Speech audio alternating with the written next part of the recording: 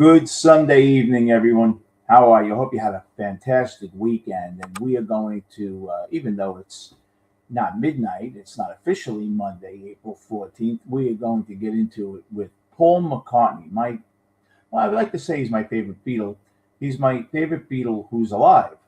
John Lennon was, but I've had 46 years to get used to John not being around and George in the early 2000s. But I will tell you, Paul McCartney has had a crazy career. And look, being around for 63 years, it's no wonder. You get the chance to put a lot of water under the dam. And I will tell you this much.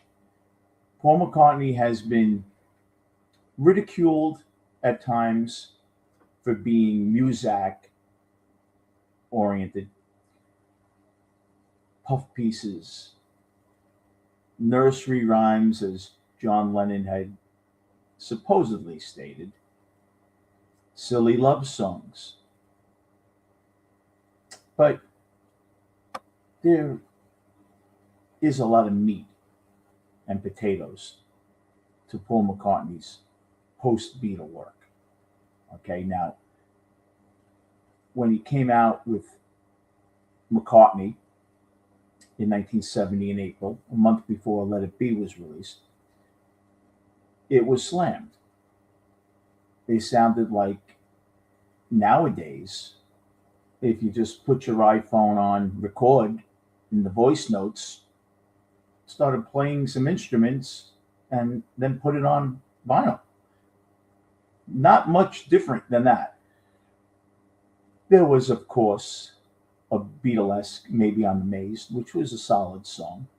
Teddy Boy was an unfinished song that he had going around the Let It Be session that John Lennon is kind of mocking while they're playing it. Junk was okay. It was homespun. It was kitchen sink pop before we knew what that meant.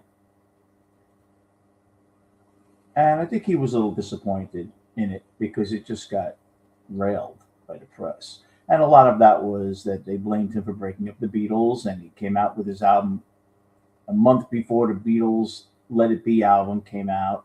The movie came out in May, and I think they felt that he was a traitor. And he also had a questionnaire that was done by Derek Taylor, the press agent, and in that questionnaire or bullet points that was released in the sleeve, it said, "Do you think that you will write with John Lennon again?" And he said no.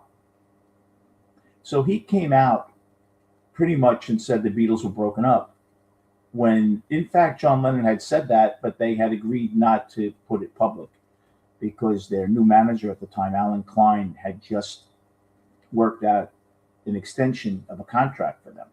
And it would have probably been fraudulent if Klein knew they were breaking up and signed this contract and the Beatles broke up. So there was a lot going on. Now, he came out with Ram in 1971. The problem with Ram was that the head of Rolling Stone magazine, Jan Werner, loved John Lennon. Lennon, in fact, did a major interview, one of the first major interviews for Rolling Stone magazine. I think they came out in '68. So anything McCartney did, and they saw, I'm sure, when they were interviewing John, that John probably was ripping McCartney to shreds. Originally, Ram, from the gentleman that was responsible for the review, gave it a pretty favorable review, and Jan Werner said, "You can't do that." And then they ripped it apart. Ram now, although it was criticized greatly up until maybe 20 years ago, from what I remember, is acclaimed now as a masterpiece. The first handmade pop and a precursor to indie pop. And you look at that album now and you say that was very McCartney. And he didn't, well, Uncle Albert was a glossy masterpiece, but that's what Paul was getting slammed for back then. They weren't ready for it. But there are a couple of strong songs. Backseat of My Car was good. And then you had some throwaways. But for the most part, that album didn't endear him back then. Now, it was a little better than McCartney because McCartney really was unfinished songs pretty much. It sounded like that at least. Then you have what is deemed. Hey, how are you, Brennan? Got to begin again, Brennan?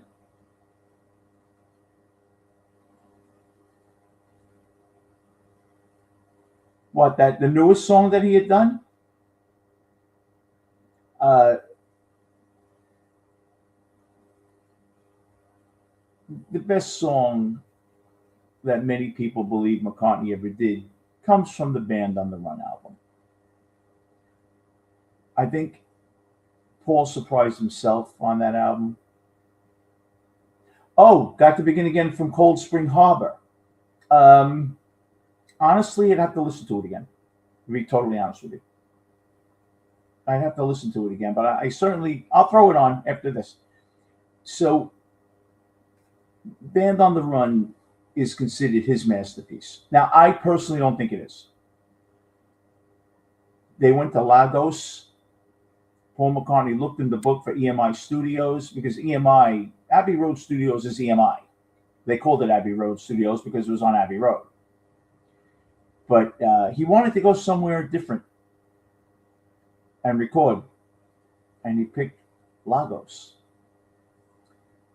Problem was that two of his bandmates quit on him the night before they were supposed to go. They weren't making a lot of money with him.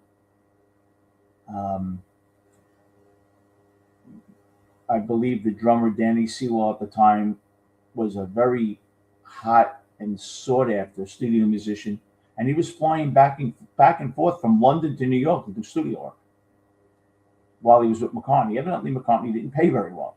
So it was Denny Lane, McCartney, and Linda that went to Lagos. When they got to the studio was broken down.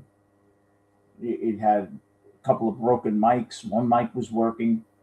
It was in disrepair. And they got robbed. They got robbed after going to a club. And Linda McCartney was screaming, "He's a Beatle, he's a musician," at night point.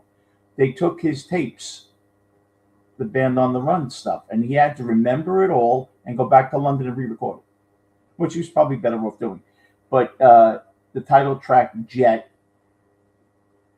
is very Beatlesque. I think McCartney in 74, although he tried not to be a Beatle for the first couple of albums, realized that's what I am. And what I brought to the Beatles is what I need to bring to my own career. And I think he did that. Some brilliant songs on that album. Mamunia, which is a little odd, but you just listen to Band on the Run. And it was pretty much probably talking about the Beatles on the run from the attorneys and all that. He felt like they had to run. And it was interesting. So by 1975, Paul had reinvented himself a bit. He sounded much different than he had on the previous albums over a 3-year period. And Emmanuel, how are you, man? I hope you're doing well. Then you have, I think, a lull. music was changing in the 70s, as Paul McCartney was. Wings disbanded in 79 after his arrest. He was going to do a concert in Japan, got busted with pot, and he was facing years in jail. I think he did 8 days or something. And hey, Mitch, he did his McCartney 2 album, which was 10 years from McCartney. And that was really stuff that he just wanted to put in the boot, which is the trunk of his car, the cassette deck, and listen to. Music that he would like to listen to. Temporary Secretary, stuff like that. And he was solo, like he was on McCartney 1, which is McCartney 1. Tug of War in 1982. I think the problem with Tug of War was the 80s had passed a lot of the 70 musicians, passed them by. The 80s, you had the new British invasion. You had a little post-punk, but you had guys like Joe Jackson, Jazz Infused, you had Elvis Costello, Angry Pop, post-punk rock era bands, Squeeze. And he was kind of caught in the middle. So he did Tug of War. He reacquainted himself with George Martin, which doesn't hurt because George Martin had been working with him up until that point for almost 20 years. They go well together. Did you ever wonder why John Lennon or George Harrison or Ringo never used George Martin to produce an album as a solo artist? Well, because John thought that George Martin really suited Paul's orchestral themed stuff. They thought he was more of an arranger. And John wasn't into the arranging. But hey, Noah, I love Elvis Costello. In fact, when they both collaborated on Flowers in the Dirt, pretty good. Oh, I love Elvis Costello.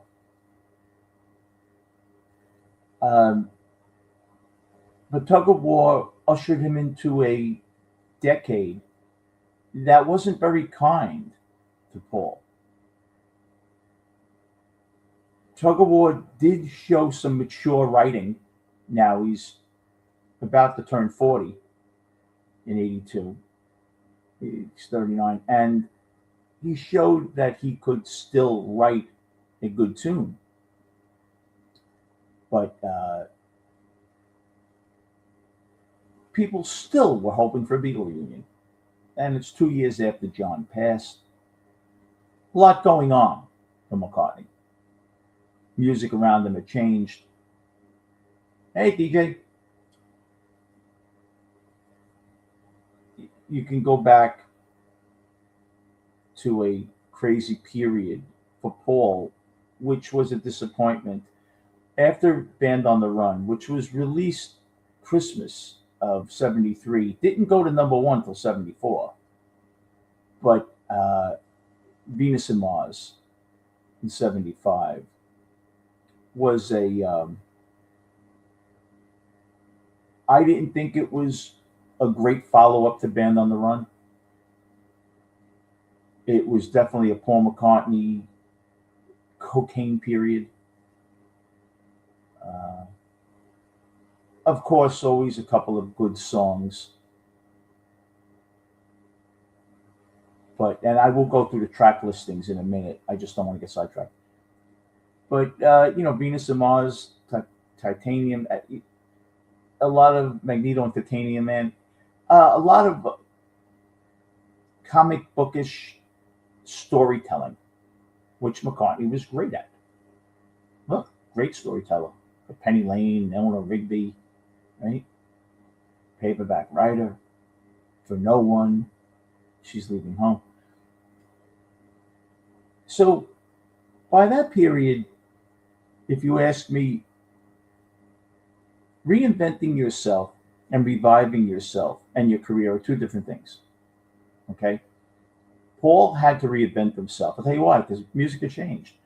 In 1970, I believe Rolling Stone magazine or one of the pressers came out and said that Led Zeppelin was the number one band in America. Beatles had 8 years. It was the Beatles. Hey, G. They replaced the Beatles after 8 years. The Led Zeppelin was the new kid on the block that controlled music. So you can see how music was changing. Music was changing a great deal. Led Zeppelin did everything that the Who did a few years before, just the public maybe was ready for it or they did it better. But if you look at Led Zeppelin and their album sales in comparison to the Who, I believe it's almost doubled. So reinventing yourself, yeah, Band on the Run was a continuation of Paul McCartney's storytelling. Tug of War ushered in the 80s. In 1986, Press to Play, he wrote half the songs, I think, of Hugh Padgham, tried to become a little more 80s accessible, overly produced techno songs, drum machines, everything that the 80s had to offer. But Paul McCartney, coming from the 60s, it didn't wear well on Paul McCartney. You know, you can wear a certain suit. Your 80-year-old grandfather can't. Yeah, just no offense to your 80-year-old grandfather, just doesn't wear well on him. And it didn't wear well with Paul either. And Paul, at that point, I think he was at a crossroads. I do. He went on a big tour in 88 and 89. And then the 90s come in. Now, with the 90s, he had some songs that I actually put down. On 89, The Flowers in the Dirt with Elvis Costello, he was praised. Paul is a good collaborator. And Elvis Costello, chip on his shoulder, edgy writer like John Lennon. So it shouldn't be any surprise that Paul would work well with Elvis Costello. He's the anti-Paul. He's the brooder. He's, they're not the internal optimist. Flaming Pie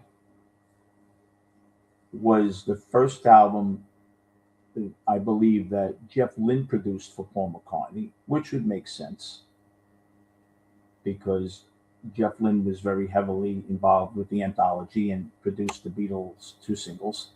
So I guess Paul was happy enough that a year later, after doing Real Love, he had Lynne do his album.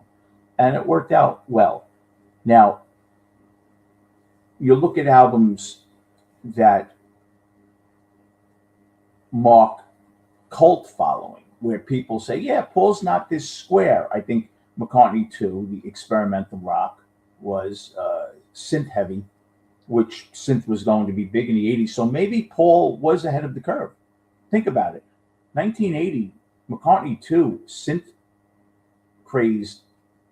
There wasn't big synth used in 80. So McCartney really was at the forefront of that. Others learned how to do it better where they were more successful chart-wise. But Paul started that, kind of.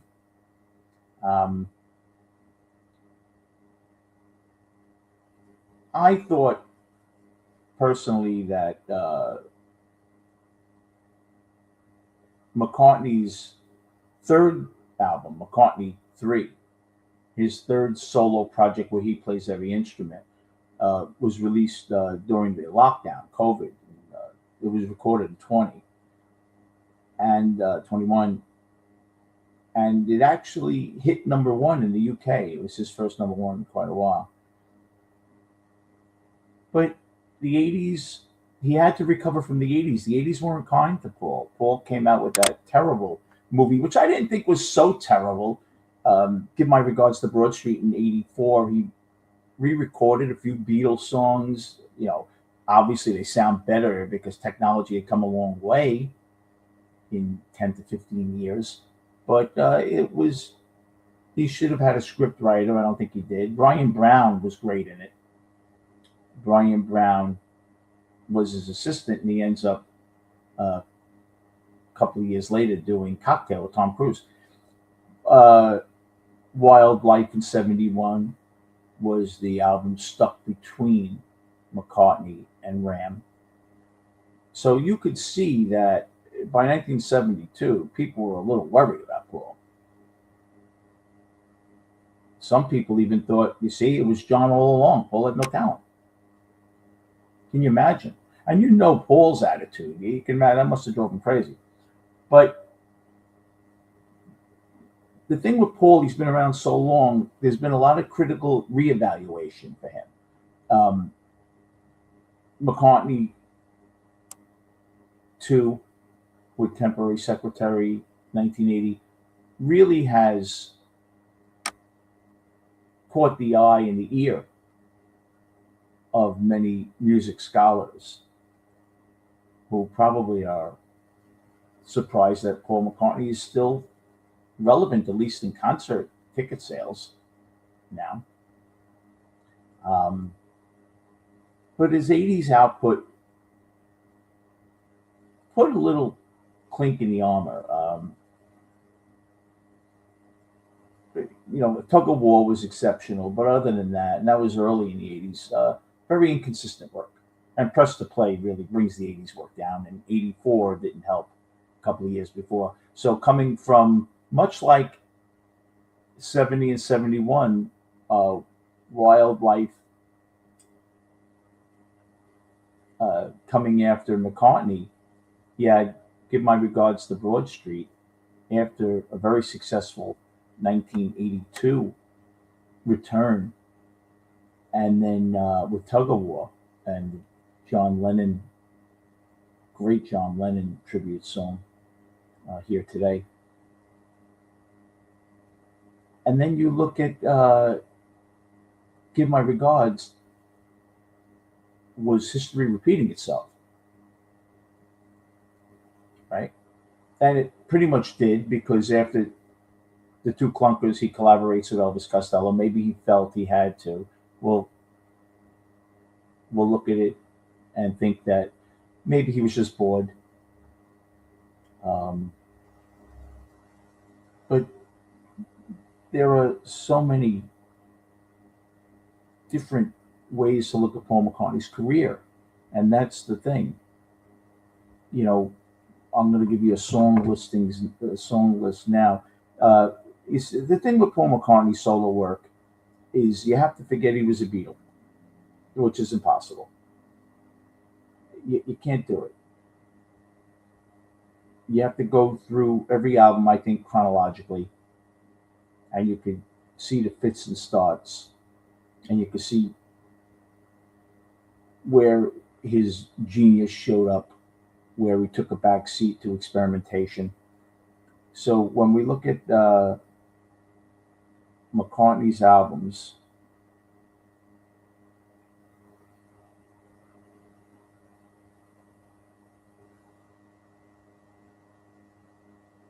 we will look at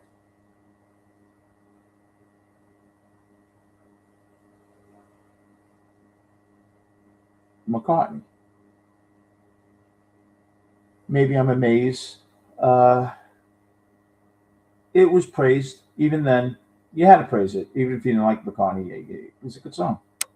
And I think it was number one. It did go to number one. And then it yielded the position, I think, to Let It Be, actually. That came out a month later. The Lovely Linda, paying homage to his wife. It's, I don't know, it's less than a minute, that song. Every Night, not a bad song.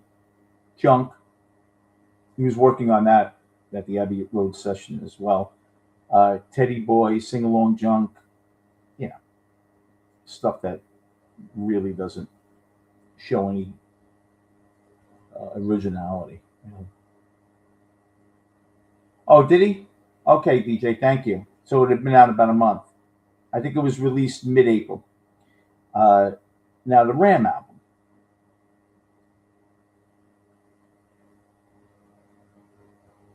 Too many people. He's talking about John Lennon preaching practices, getting too thin, taking a shot at John and Yoko. Three Legs, talking about the three remaining Beatles John left. Ram On, Push On. Dear Boy, that was really written about Linda's ex. Everyone thought that was about John Lennon. It wasn't. It was about Linda McCartney's ex-husband. Uncle Albert, Admiral Halsey, a real posh, Smile Away, throwaway song. Part of the Country, pretty good. Monkberry Moon Delight. A lot of people say that that has a very illicit message, sexuality. I never saw it. Eat at Home, ridiculous song. Long Haired Lady, good song. And the reissue had Another Day on it. And Oh Woman, Oh Why. Oh Woman, Oh Why is a good McCartney screaming song if you like his stuff like that, like Oh Darling. And, John Lennon hated Another Day. In fact, said, "You're just another day now." 1973, we came out with Red Rose Speedway first. Ram came at the end of 73. Red Rose Speedway, I thought was interesting. Uh, Big Barn Bed, My Love, of course. McCartney always has a really nice piano ballad, pretty much on every album that he's good at that, put it that way. So, My Love, great song. Um, and then he had a medley, like the Abbey Road medley, Hold Me Tight, Lady Dynamite, Hands of Love, Power Cut. Uh, on the reissue, in the early 90s, I remember it was a CD issue. They had, I remember, High, High, High, which was taken off radio because it was about getting high, they felt, and they banned it. Sea Moon, L7, you're L7. What is L7? 7L, you're a square. So, not much there. But then, Thanksgiving time, Band on the Run. And that album, the thing about Band on the Run was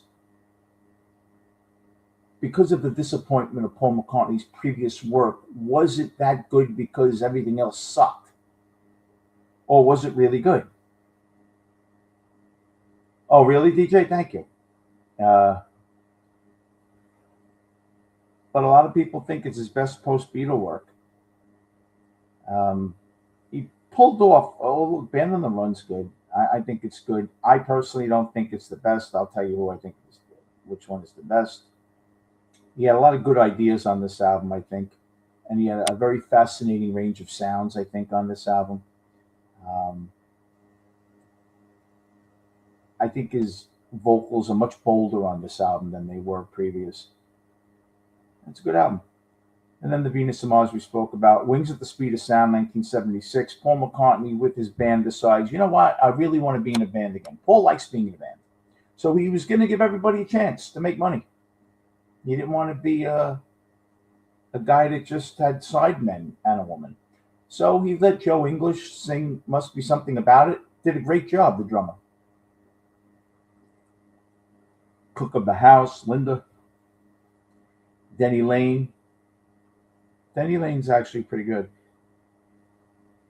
But you had silly love songs and Let Him In from that period. And, you look at the track listing on that. Let Him In. I remember in 1976, I used to sit outside with a boombox back then. It was a big speaker. It wasn't stereo. And that song was constantly on, and so was Silly Love Songs. Silly Love Songs was played more than Let Him In. But both, I think Let Him In was over 5 minutes. Beware My Love, a real rocker, but that's a 6-minute song that wasn't being played on the radio. Silly Love Songs, another 5-minute song. That was the better of the two with Let Him In. Auntie Jim, he mentions his family members' names. Must Do Something About It was a great song by Joe English. And Warm and Beautiful, which is also another McCartney sappy song. Yeah, Speed of Sound was good, DJ. And then you have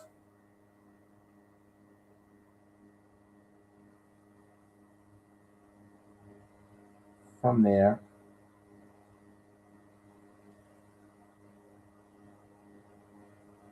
we go to London Town, 1977. Now, I think London Town is a little bloated. I think there are some good songs off that, though. London Town, 1977. It was released. Well, actually, it was released. It was recorded on a cruise on his own boat. He rented a boat. They had a studio on the boat. It took him almost a year. He was Waterlemon Cay in the Cayman Islands, Virgin Islands. That's where he was. He brought it back to Abbey Road and to Air London Studios to prop it up a bit. And it was soft rock, really. And you had With a Little Luck became his summer hit in '78. I've Had Enough was good. London Town, I think, is a strong song. The problem with this album, really, um, I think people thought that Wings was a very ineffective rock band because they didn't buy it. There was Paul McCartney and a bunch of sidemen and his wife. They didn't buy it that it was a band. That was the problem. And then with all the personnel change, how can you? Um, the records are nice when Paul strums his guitar, pretty much. But he likes classical. I like London Town. I did. It didn't have the staying power of some of the other albums. I've Had Enough. It was a minor hit, I remember, and that did end the commercial peak of Wings, I believe. You may know a little more about that, Reed being a DJ, but Wings kind of ended there, and that's why they kind of ended in '79. But summer of '79, Back to the Egg, Old Siam Sir, Getting Closer is okay. Arrow Through Me is probably one of his top five songs as an independent artist, I would think. I think it's a strong song. Again, again, and again with Denny Lane. But Arrow Through Me is strong. Rockestra theme was also, we got a bunch of stars in a big auditorium and did that. Um, there are a couple of songs from that period that were very good. Daytime, Nighttime Suffering was actually very good. And Wonderful Christmas Time. But still uneven.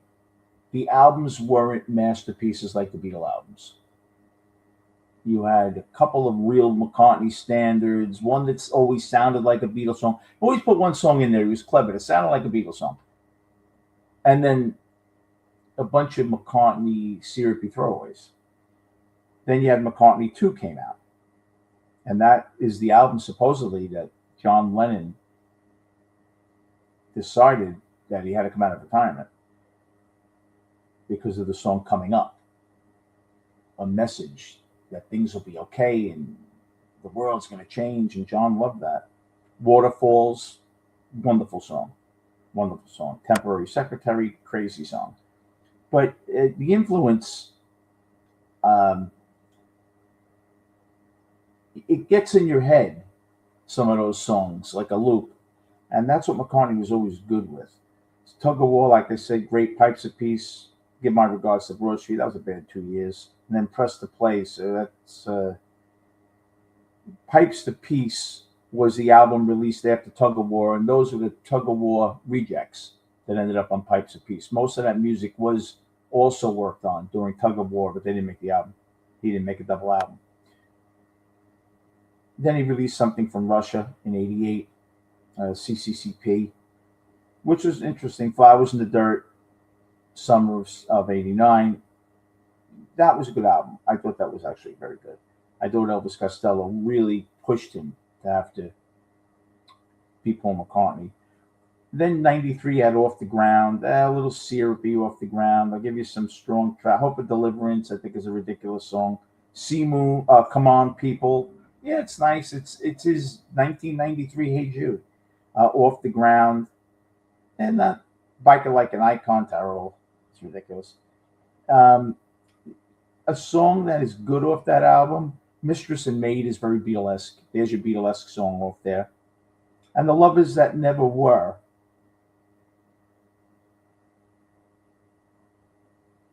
pretty good.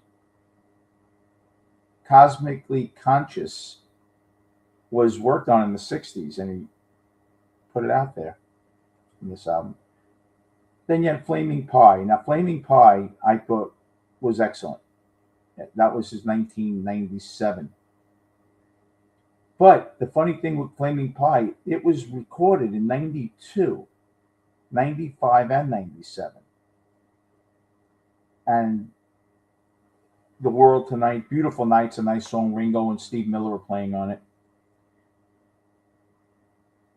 The song we were singing was cute. Some Days is beautiful. That's a beautiful Paul McCartney ballad. Flaming Pie was okay. Heaven on a Sunday, very Paul. Souvenir is a nice song also. Hi, Married. Souvenir, Beautiful Night was okay. Jeff Lynne wrote that with Paul McCartney. So you see there's a lot of uneven work. Then Linda passes away.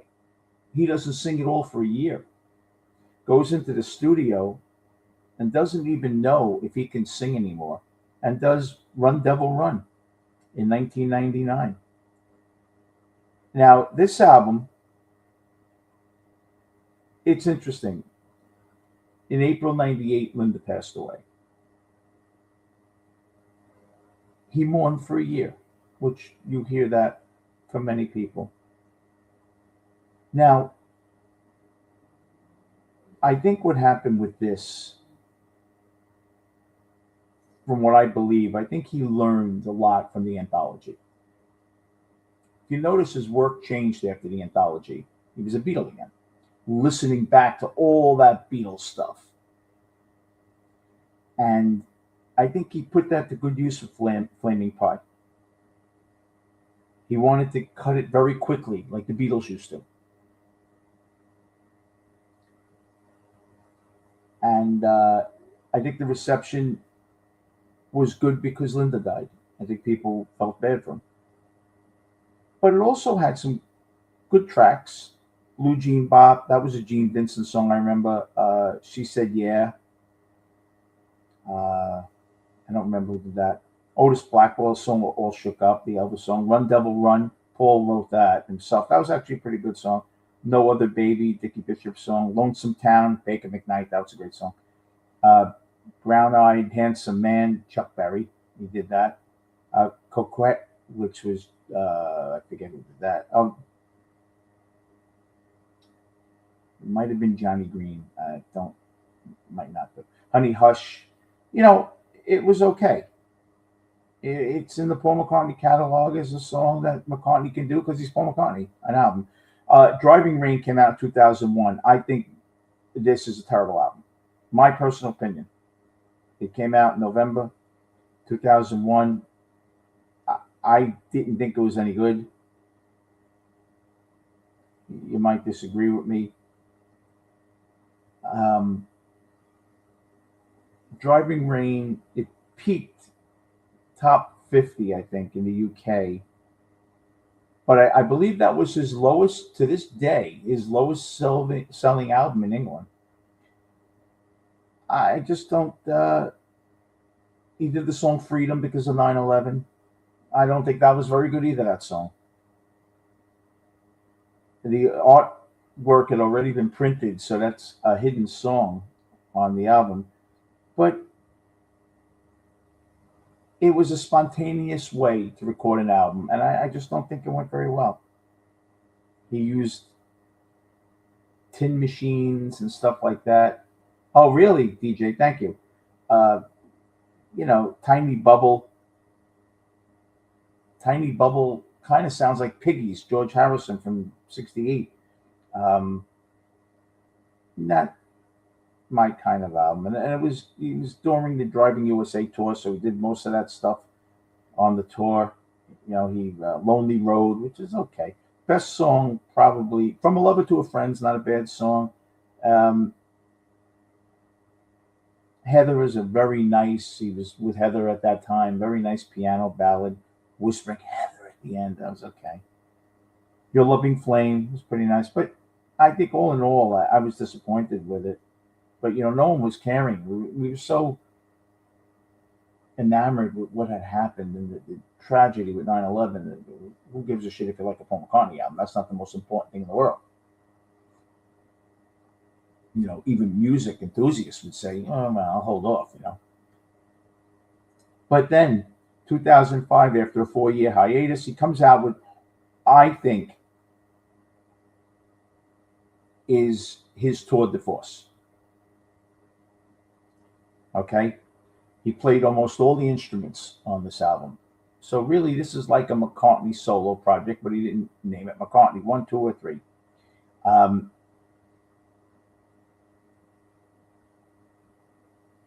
Now, and this is the first time since Give My Regards to Broad Street that he was not credited as the producer or co-producer. And he signed the deal with Starbucks actually in March 2007. They released it in Starbucks. I remember that. And then he returned to his old Capitol music label. But if you look at these songs here, Fine Line, nah, I could do without it. How Kind of You, okay. Jenny Wren, that's Blackbird grown up. At the Mercy, very nice. Friends to Go, very George Harrison-esque. English Tea, perfect McCartney, very twee, very me. He admits it now. He's older, he can admit it. Too Much Rain, that's the depths and all that. Certain Softness, Writing to Vanity Fair, very nice storytelling in the form of paperback writer. This Never Happened Before, I guess, Falling in Love, beautiful song.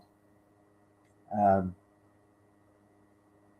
I think, and there was a documentary to go with this. I think that arguably it was very Paul as a Beatle, but not being with them.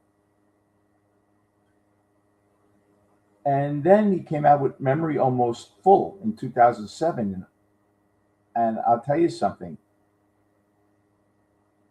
I thought this was outstanding, this album. Now, this had been recorded at Hog Mill Studios. And the thing about this is he is reaching a point in his life when he knows he's older now. It reached number 5 in the US, which was pretty good for Paul, who had not been doing great top chart resulting. Uh, it was Grammy nominated. It sold over 2 million copies. It's certified gold. Now,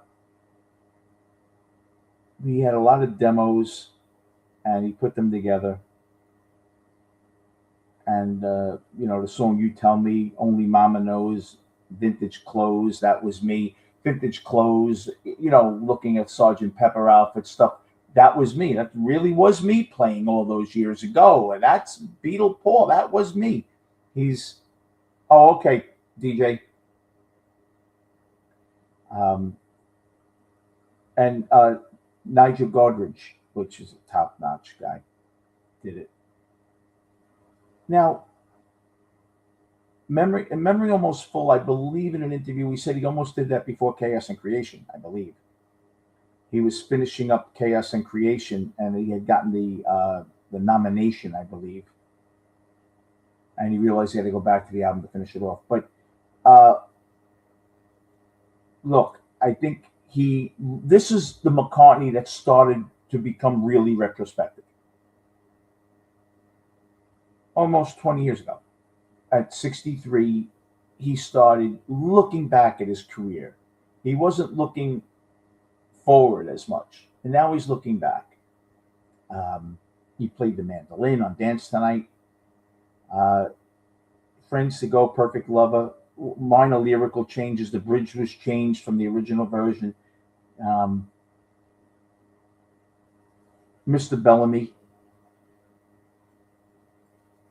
A lot of people think it was about Paul's divorce. I'm not so sure. And in fact, radio frontman Tom York played piano, and then he started in the studio, declined, and didn't want it used. He was going to play piano on it. And they said that he liked the song,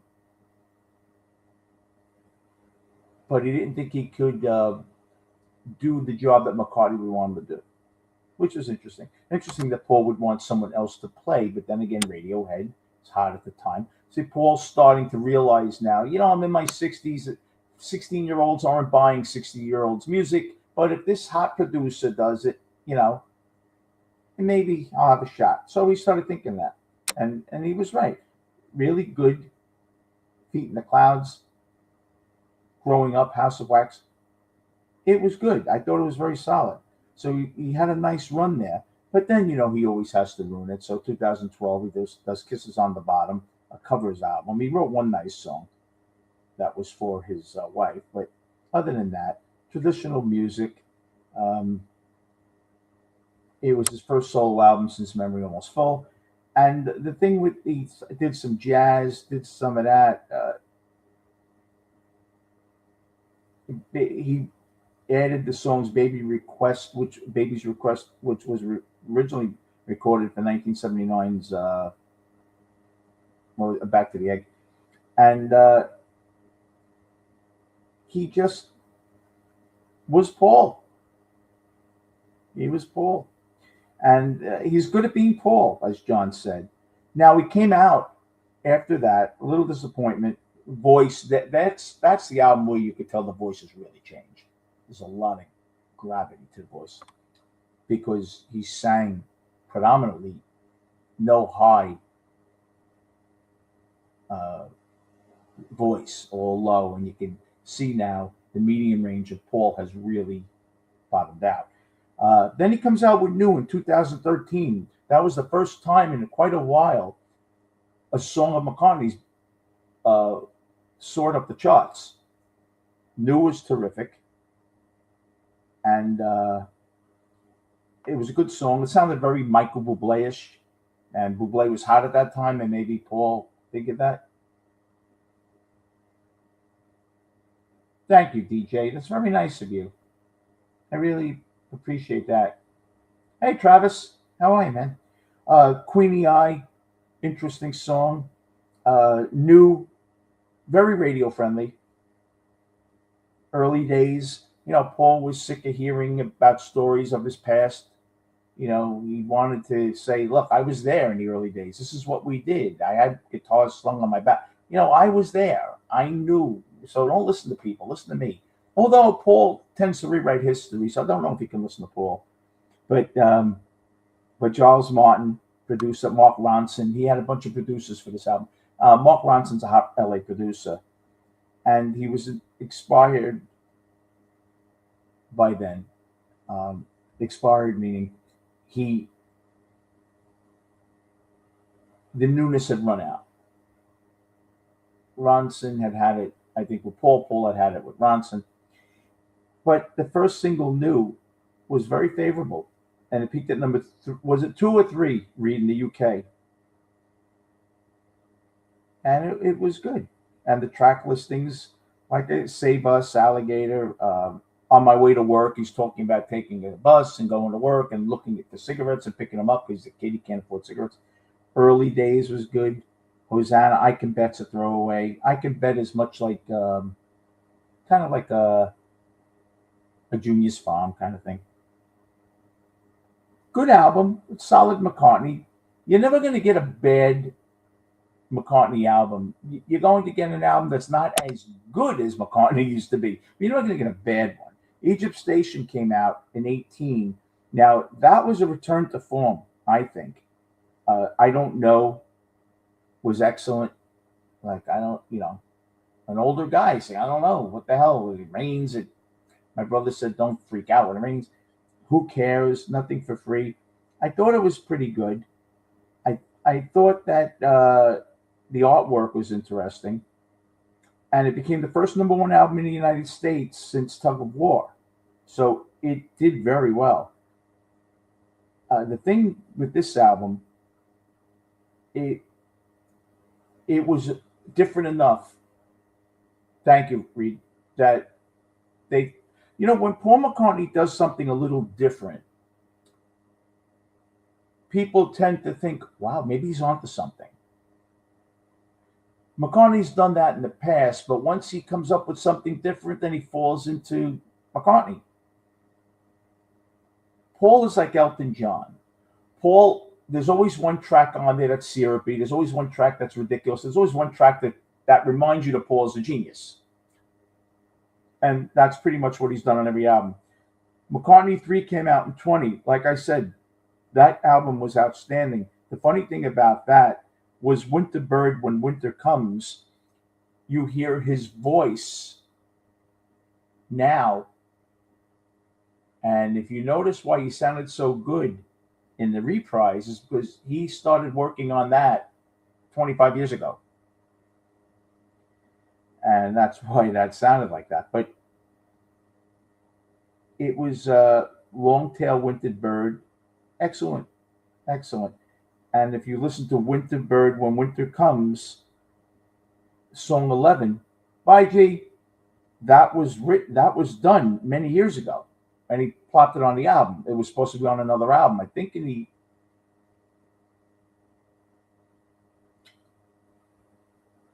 was the 80s. Woman and Wives, Laboratory Lil, which is a pretty good rocker. The Kiss of Venus, very distorted jam. And then you had some, your Rusty Anderson, Abe Laboriel, his band from the road was on it. George Martin co-produced one of the tracks before his hearing totally went. Now, in over about 6 weeks, The Boys of Dungeon Lane will be coming out. I put one of the songs up. One of the songs has an outstanding review, Days We Left Behind. Terrific. I think it's excellent. I think Paul has found that voice that he could sing in comfortably, that people aren't ripping him apart for. Not that I think he cares, but I think it's a strong song. And I did a review of it, and I think it's good. Now, the moment you probably haven't been waiting for, the album that revived Paul McCartney's solo career. There were two of them. It was Band on the Run, because it was so much better than what he had done. But when someone tells you, you don't like that, you don't like that, you don't like that, yeah, you're right, I don't like it. If you're a follower. Back in the day of Ram, Paul McCartney was not the flavor of the month. Everybody blamed McCartney for the breakup of the Beatles. Everyone was on John Lennon's bandwagon. John was the genius. John was the martyr. And Ram was looked at as crap. Why? Because John Lennon said so. George didn't like Paul at the time. George said so. A funny thing happened years later. People got older and said, I could think for myself. And Ram's actually good. I just said it was bad because everybody else said it was bad. Ram. Now was Paul McCartney's revival album. But for years we thought it was Band on the Run. Why? Because that's what people told us. Just like you watch the news stations, Fox News or whatever news, they tell you what to think. That must be right. God, if Kim Kardashian says that makeup's the best, it must be the best. You don't realize that she's saying it's the best because she's getting $2 million to say it's the best. Well, when people started thinking for themselves in social media, people realized, you know what, Ram's a pretty good album. To me, Ram was a better album than Band on the Run. It was more eclectic. I also think that his best song so far in the last 15 years is the one he just released. I'm going to lose my advertising for it, but I'm going to put it on. We're going to listen to it together. How's that? Someone better send me $1 because I'm going to lose my dollar.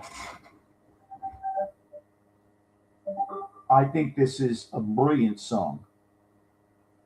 It has 3 verses.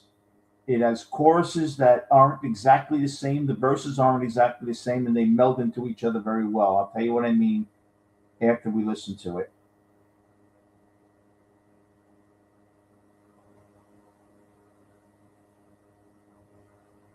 And here it is.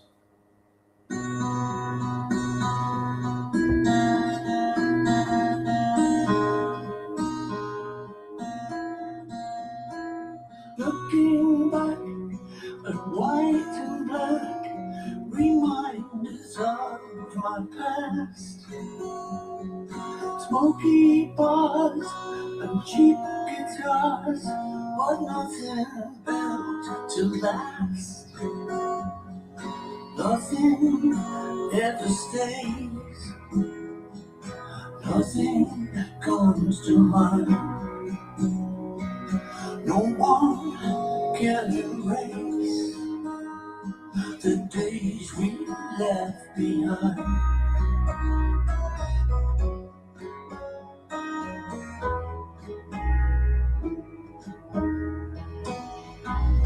See the boys of Dungeon Lane along the Mersey shore. Some of them will feel the pain, but some will feel the pain. They never amounted to anything. Some will amount to more. Stays the same. He did. No one needs to cry. Excellent song. I think it's an excellent song. And I'm really looking forward to hearing the rest of this album. I think Paul will be around until he runs out of things to say, and I don't think that's ever going to happen. Most of the time, I believe that people just love the spotlight. I was in a band. I know what it's like when people are applauding the hell out of you. And that is a feeling that you really can't get anywhere else.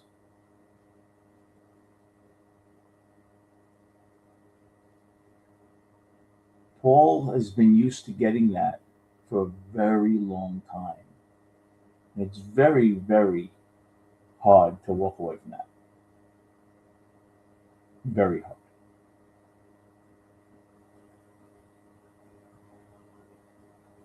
Paul was never an artist who wore his heart on his sleeve. Much like Billy Joel, paperback writer, Eleanor Rigby, She's Leaving Home, John Lennon, God, Mother, Nobody Told Me, if you want to go to 1980. John told you what he was feeling, right or wrong, and John had no problem of telling you tomorrow, I was wrong. Like the Maharishi. I thought he was the best. He's an idiot. He could be wrong, John, and didn't mind telling you. Some people are stubborn and will never admit they were wrong. I think Paul just likes to perform. And you could tell he doesn't compromise. First of all, you could tell that Paul is probably very rough to deal with in the studio. Probably very rough to deal with. Because I'll tell you what. I'm a songwriter. I would bring my song into the studio and I would start strumming it. I'll give you a perfect example. Now, this song was written many years ago. John Lennon's song, but if John Lennon came in and started, right? Here I stand, and then hide your love away, right? And he's doing that, and he comes in, hey, you got to hide your love away. So you tell maybe George, come up with a act, and George will go,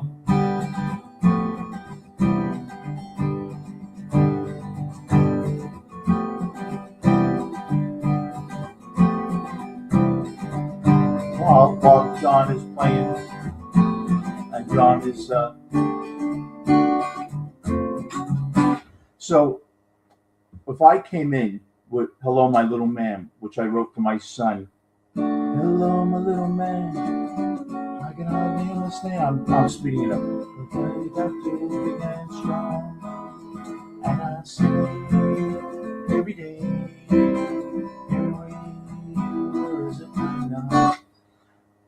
I would come in, run through it once, and say, "Guys, what do you think?" Like, add something, and then maybe something like that, and then maybe I don't know, lead guitarist, and by the time we got finished with it, it didn't sound anything like the song I brought in. You have to be okay with that, because your bandmates are your bandmates, and they have every right to add. If I go in and say, no, Fred, do this, Dean, do this, Paul, late great Paul Staccato, passed away a few days ago,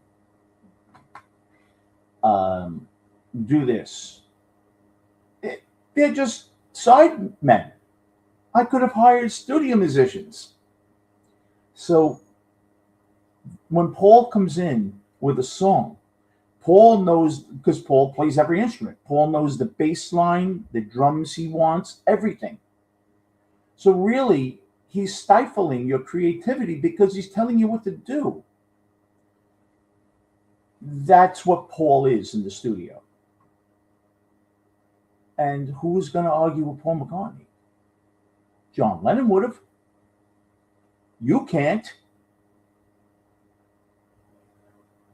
Because you think he automatically knows more than you because he's a Beatle. So that's what I mean by being hard to work with. He's probably not very bending because he knows, he envisions it, he constructed in his mind what he wants, and by God, that's when he gave Badfinger, "Come and Get It." He said, "I'll give it to you, but you have to record it note for note. Every single note. I'll give you the liner music. You have to, exactly the way I did it." If you listen to, I'm going to give you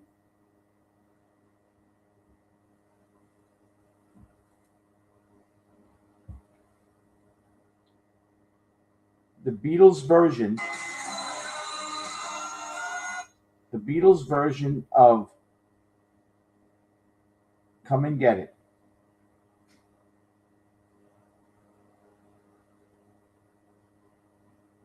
You tell me if there's any difference. You tell me if you could tell the difference between Badfinger and the Beatles.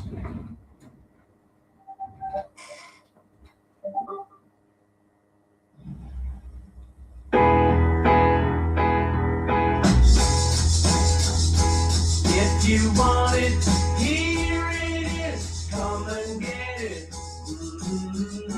Make your mind up fast. If you want it anytime, I can give it. But you better hurry, cause it may not last. Did I hear you say that there must be a catch? Well, you walked away from a fool. Badfinger. If you want it, They sped it up a little. come and get it. Make your mind up fast. They sped it up a bit.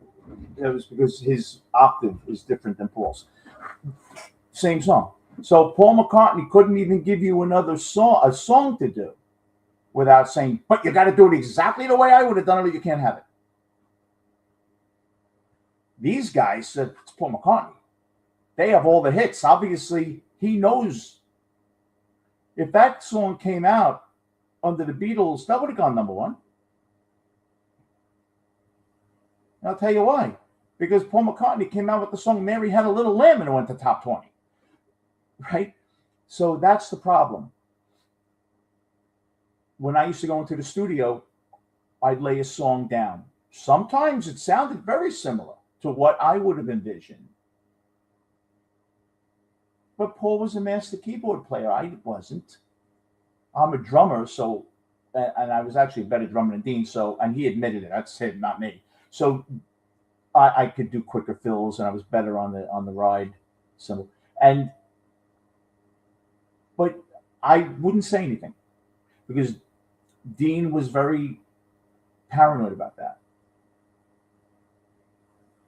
No difference, Reed. And I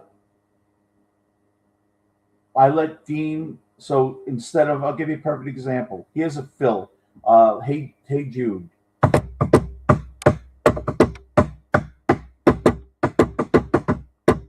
Hey Jude. He could have done this.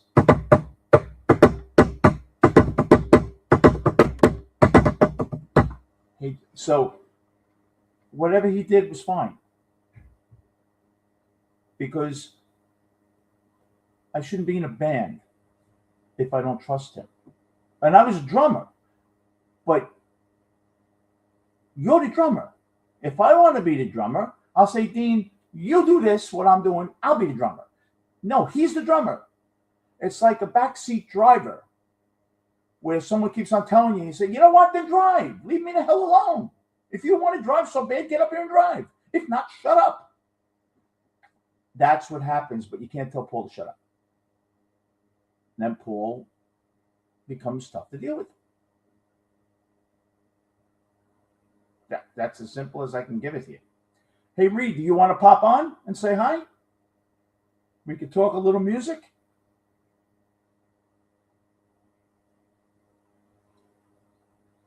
I'll put the, I'll drop the link.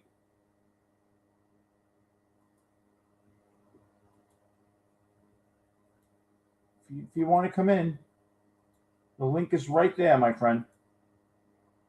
Because I can question you a little bit about some questions I'd like to ask you as a DJ. So I'd love you to pop in if you want to come on. But I think that also what hurt Paul McCartney early on, not only that Jan Werner was destroying him in Rolling Stone, but Ringo had a hit before he did. George came out with All Things Must Pass, which to me is a very overrated album. But this is what you get credit for. You get credit for leaving the Beatles and then writing 3 sides of nothing that sounded like a Beatles song. You get a lot of credit for that in my book, for not being a Beatle. George was better at it. Paul tried not to be a Beatle, and nothing sounded very good. John, because people like shock value. Ringo did standards, and George, Photograph, which could have been a Beatles song. It Don't Come Easy, could have been a Beatles song. But when George wrote his own album, brilliant, because it didn't sound like the Beatles. It sounded like George Harrison. But that's because you didn't have so much of George Harrison shoved down your throat in the Beatles. You only knew 5 or 6 good Harrison songs in 8 years. Right? What did you know? You knew Taxman, I Need You. Without you, everyone will say, "Oh, it's a brilliant song," but no one listens to it. I guarantee you don't go in the car and put Within You Without You on. And Blue Jay Way you're not putting on. So really, what did he do? While My Guitar Gently Weeps. Now you're hearing George, but you don't really know what George sounds like, because all you've ever heard is Taxman and While My Guitar Gently Weeps and I Need You.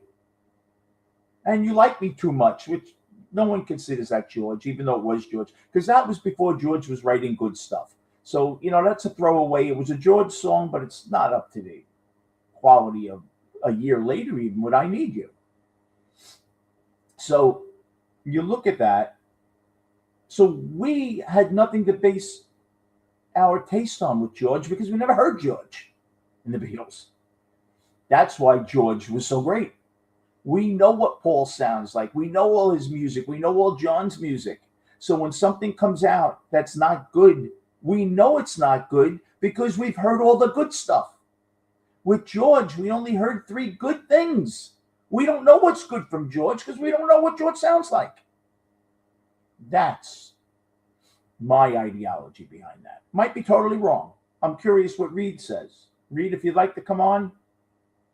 Yeah, Paul was good. Actually, George was the best, probably, as a producer in the studio.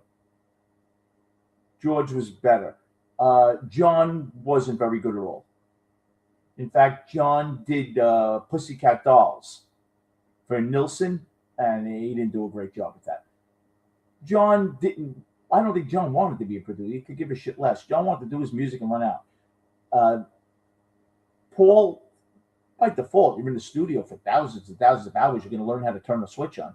But George was very good in the studio. But then again, who's George's best friend? Jeff Lynne. And Jeff Lynne is an excellent producer. So I'm sure there were many hours that they were playing in the studio, Jeff Lynne and George. And I'm sure Jeff Lynne taught George a lot. I'm sure George said, "What is this? And what is this? And what is it?" Right? But yeah, Mary Hopkin, Those Were the Days was a great song. There's a really good song. There he is, my man. How are you? How you doing? We got to be careful with social media. I went like this, they'll be screaming I was doing a Hitler sign. How you doing, everybody? Here he is. Reed, what's up? Can you hear me? Can you hear me, Reed? You hear me? Reed?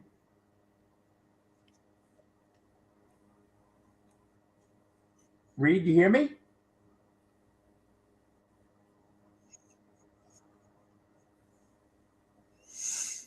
We'll get it. You hear me, Reed? I can hear you. Yeah, I love it. You hear me? Yep. Hey, how are you? Good. Everything good? How are you? Hello. You hear me? How you doing, Reed? You hear Well, me? it's great to be there. I, You hear me, yes, I right? can hear you loud and Good. clear. Great. How are you?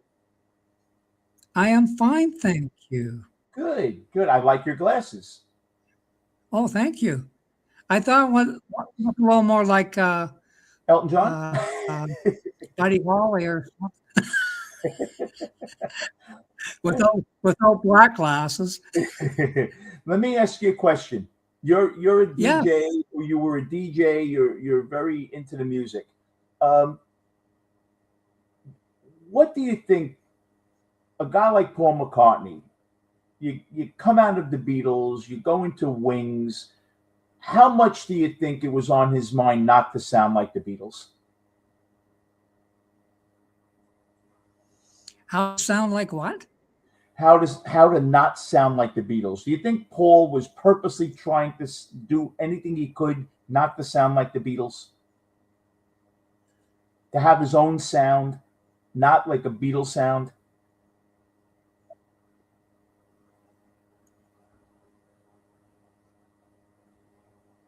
You hear me?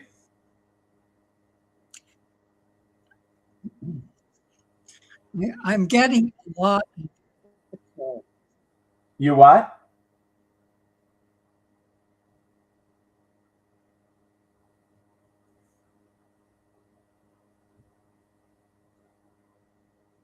You hear me? Turn off your YouTube. You probably have YouTube on.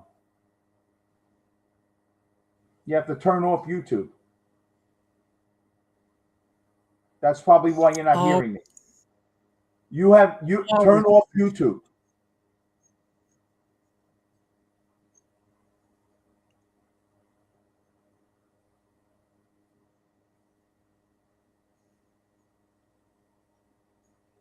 You hear me? yeah, always on his mind. What? Yep. Okay. Do you think that Paul McCartney made a conscious effort not to sound like the Beatles? He did sound like the Beatles. He You think wanted he to. did? You think he wanted to? Yep. Which album do you think was his best album as a solo performer?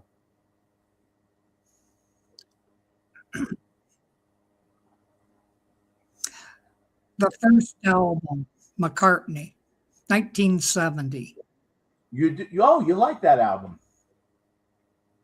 I like Teddy Boy. I think Teddy Boy was a good song. I wish the Beatles they were working on that. In the anthology, you see them working on it. I wish they would have done that song. Yeah, they should have. Yeah, I thought it would have been good. And I Yep. like Junk. I thought Junk was a good song. I loved all the songs. Yeah. Do you remember when that album came out? Were you a Beatle fan when that album came out? Big time. What was your first reaction when you heard McCartney solo? Yeah, I heard. Oh, oh, I'm thinking Tug of War.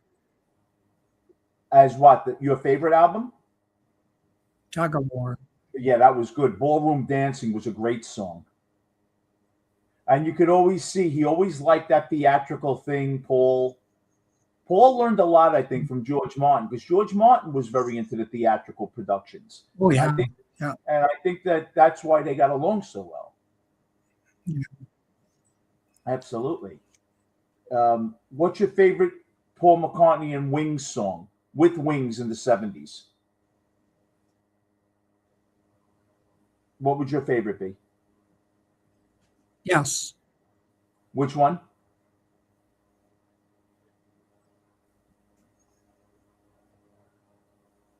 Which one's your favorite song?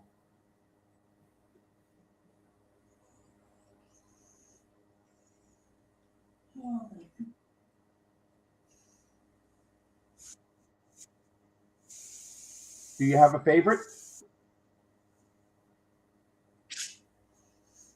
Absolutely. What? Absolutely. Which one? Which one is your favorite song?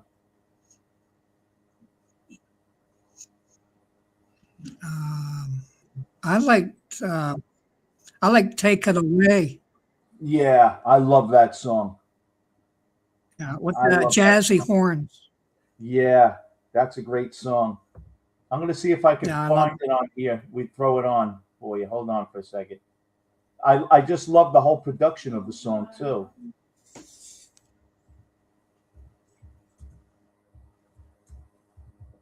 Yeah, I tell you, I really wonder if the Beatles had gotten back together, if they would have done something very Tug of War. jazzy.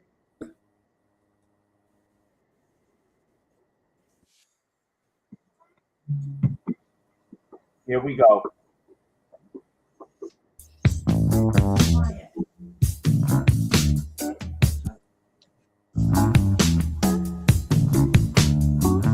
Take it away, wanna hear you play. take it away. Yeah. There we go. Take it away. George Martin on the piano. It froze up. It'll start again. Yeah, I love it. Yeah, it froze up. Yeah. Yeah, I froze up there. But Yeah. great song. Outstanding song. I really believe that Tug of War was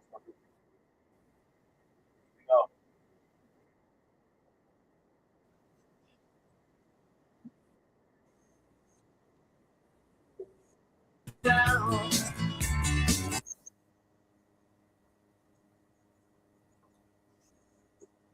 I'm freezing for some reason. But yeah, really good song. And I like Pipes of Peace also. I thought Pipes of Peace was good.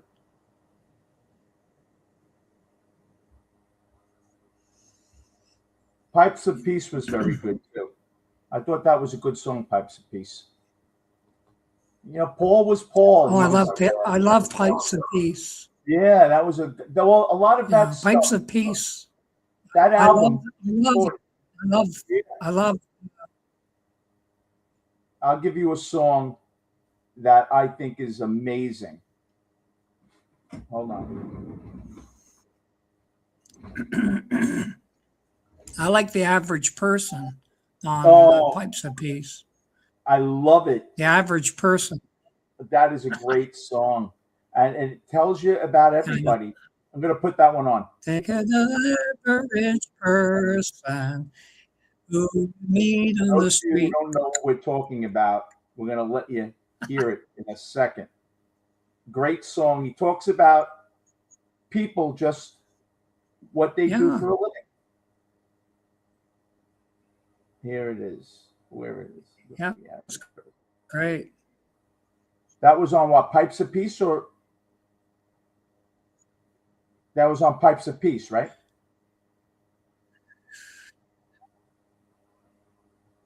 Let's see.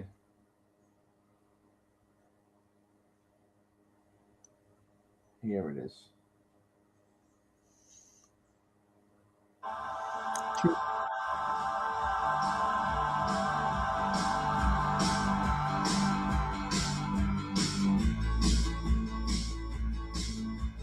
Look at the average person, speak to the man in the street. Can you imagine the first one you meet?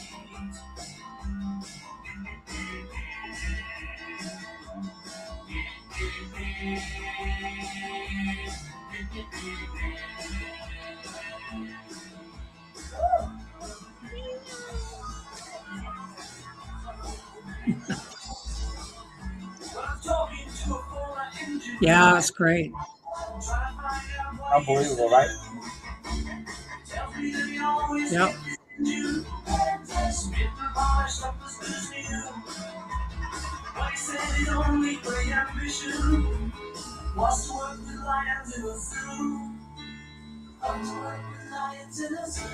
You know what song I like too? I like this one. Keep Undercover. What a voice, huh? Yeah. What a great voice. Undercover. Been through without you by my side. Great song. And then the piano bit. With that's George Martin definitely arranged that. Fantastic. Yeah. Excellent. Might as well be in bed.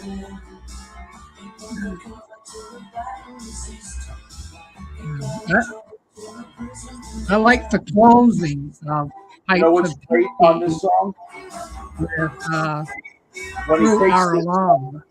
when he takes this song home, listen to the last few bars of it. Right? Mhm. Now they just all start riding. Listen to this right here.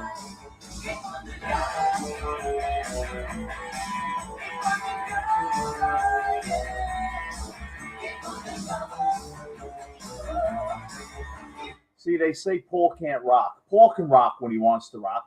Paul prefers to do softer stuff, but Paul can rock with the best of them. He really can. Paul can definitely rock. What did you think of the new song, Reed? The new one. You like it?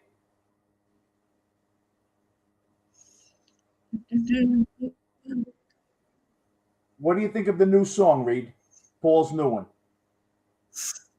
You like it?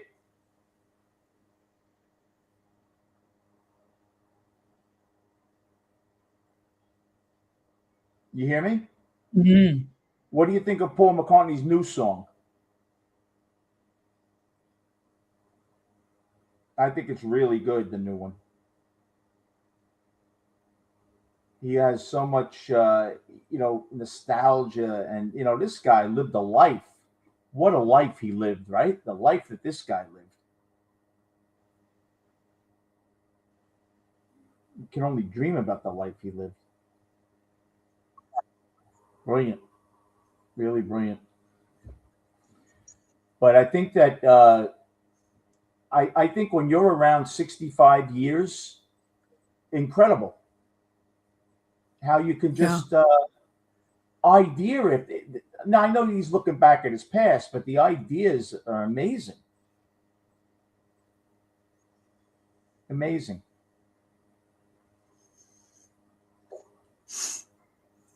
Now, one of the best Beatles songs. Through Our Love, the final song on Bites of Peace is good. Which one?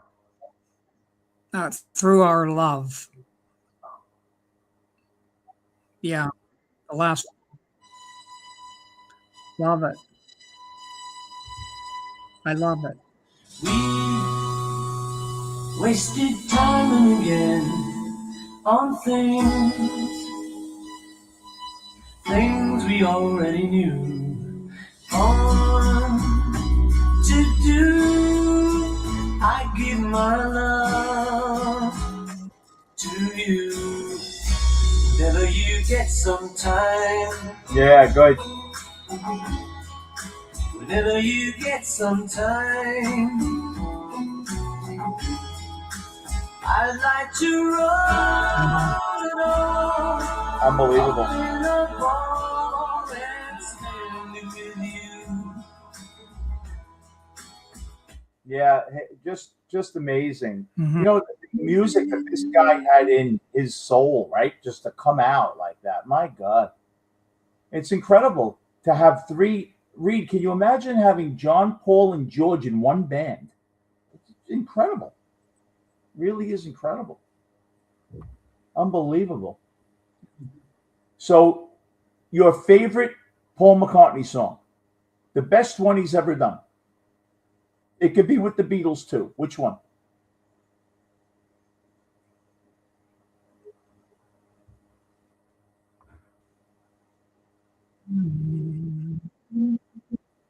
Which one's your favorite?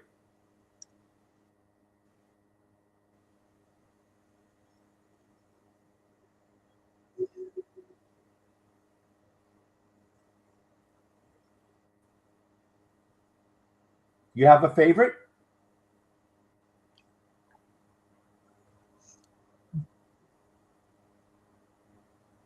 Number one. What's your number one?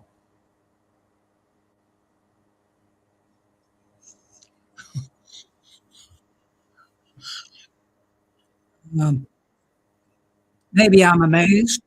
Yeah, maybe I'm amazed. Yeah, that's a great song. Reed, that doesn't get the credit that it should get. That's a great song because he's singing it to Linda. It's a personal, it's a personal song. Really is wonderful. Really is wonderful. He's amazing. Reed, I'm going to wrap it up for tonight. Thank you, brother, for coming on.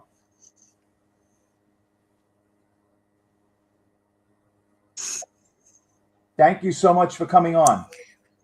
I'll see you soon. Yeah. Take care, man. Yeah. Reed's a great guy. Thank you, Reed. We had some technical difficulties, but he's tremendous. He's a Beatle fan. Reed was a DJ. He was a DJ. He knows all about music, and he's a wonderful guy. And thank you, Reed, again. A friend of mine here, and I wish we lived closer because we would be able to sit with a cup of coffee or a beer and just talk about music.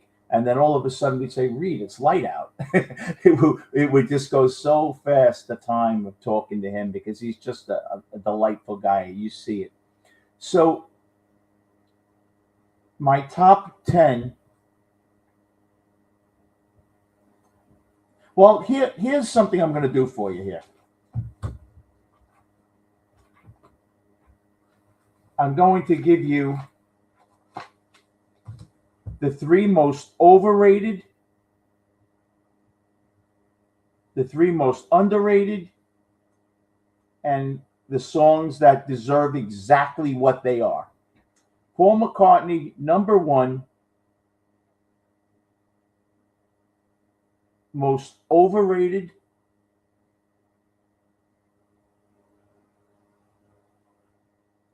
Probably Live and Let Die. I think it was good. As a Bond song goes, there are many more better Bond songs than Live and Let Die. But it's a good song. I think it's overrated. Second song that is overrated, You're Gonna Kill Me, Yesterday. Now, I don't know. You're very welcome, Reed. I don't know if it's because I've heard it 18 billion times or if it's just overrated. I think it's a little overrated. Paul thinks it's Beethoven. I don't think it's quite that. The third song that I think is very overrated is probably Get Back. I think the idea was good. I believe he was reading the paper and it said the Pakistanis were taking Londoners' jobs. Even then. And I think between that and Yoko wanting her to get the hell out of here, also, I think that was it. I think it's overrated. Underrated. A bit. I think it's a bit underrated. Is Long and Winding Road. I think that's a brilliant song. Another song, which I think is underrated, is Two of Us. I think that's a real heartfelt song. And that's another song where he says he was talking about Linda because they would just get in the car and just drive. You and I Have Memories. He just met Linda. How many memories do you have? He wrote this song winter of 68. He met her, really started hanging with her winter of 68. He met her in June with the Sgt. Pepper launch. She went back to New York. He didn't see her for a while. In the winter of 68 is when he went to New York to visit her family, to meet them, and that's when he grew the beard. So how many memories does he have? You and I have memories longer than the road that stretches out ahead. He didn't know Linda. That's John. I don't care what he says. Two of Us wearing raincoats. Okay, well, if they never got caught in the rain, Linda, you know it's about John. You and I have memories longer than the road that stretches out ahead. How many memories did he have with Linda? She wasn't even living with him at the time. That song's about John. That's why I love it. I think it's underrated. I think it's a brilliant song. Third song that I think that's underrated, probably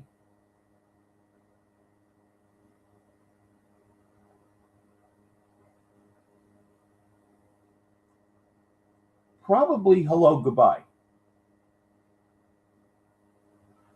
Um, oh no, I'm sorry. I have one better than that. Hello Goodbye was written when the engineer came in and said, "How do you write a song?" I don't know words. Say something. Hello, goodbye, bye, bye, bye. Opposite. No, Fool on the Hill. He wrote Fool on the Hill around the time he met the Maharishi. I know they went in 68 to the Maharishi, but they had actually seen him in 1967 at the Hilton. Sounds a lot. Man with the foolish grin is perfectly still. He had that funny grin. I think he was thinking of the Maharishi when he wrote that. And that's a very good song for him, though. Songs that are exactly where they should be with the ratings.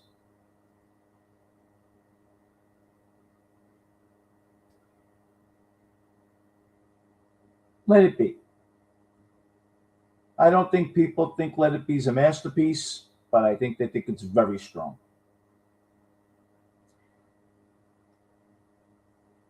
Maybe I'm amazed. I don't think people consider it a great song. I think because it was written so close to when the Beatles broke up, they automatically feel he must have been writing it around the time the Beatles were still in the studio. But they were mad at him. But I think maybe, like Reed said, maybe I'm amazed is where it should be. It wouldn't be a top 10 Beatles song, but it would be a top 20. And the third one, which is Michelle. Michelle's not a great song. Michelle, John Lennon's childhood friend, was married to a French girl, and she taught French. And Paul asked, and she said, "My belle." He asked, "What words could I put in this song?" She helped him. That's not a great song. It's a great idea. Great songs come out of great ideas. Paul McCartney used to go to the Liverpool Art College. John used to go there. Thank you, Reed. John used to go to the Liverpool Art College, and they'd have mixers, parties, and he'd bring his friends with him. Paul would dress all in black, turtleneck, sit on the windowsill with the guitar to try to look very French. And in 1965, they were running out of songs. They needed a couple for Rubber Soul. And John said to Paul, "What was that song, that silly thing you used to do?"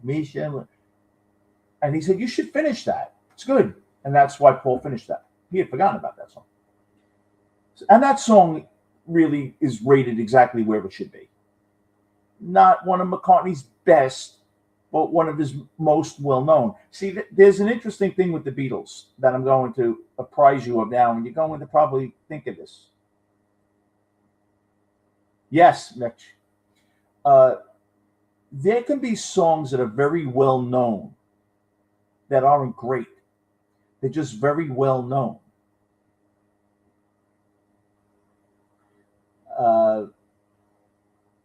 Love You Just the Way You Are by Billy Joel. Liberty DeVito didn't even want to play drums on that.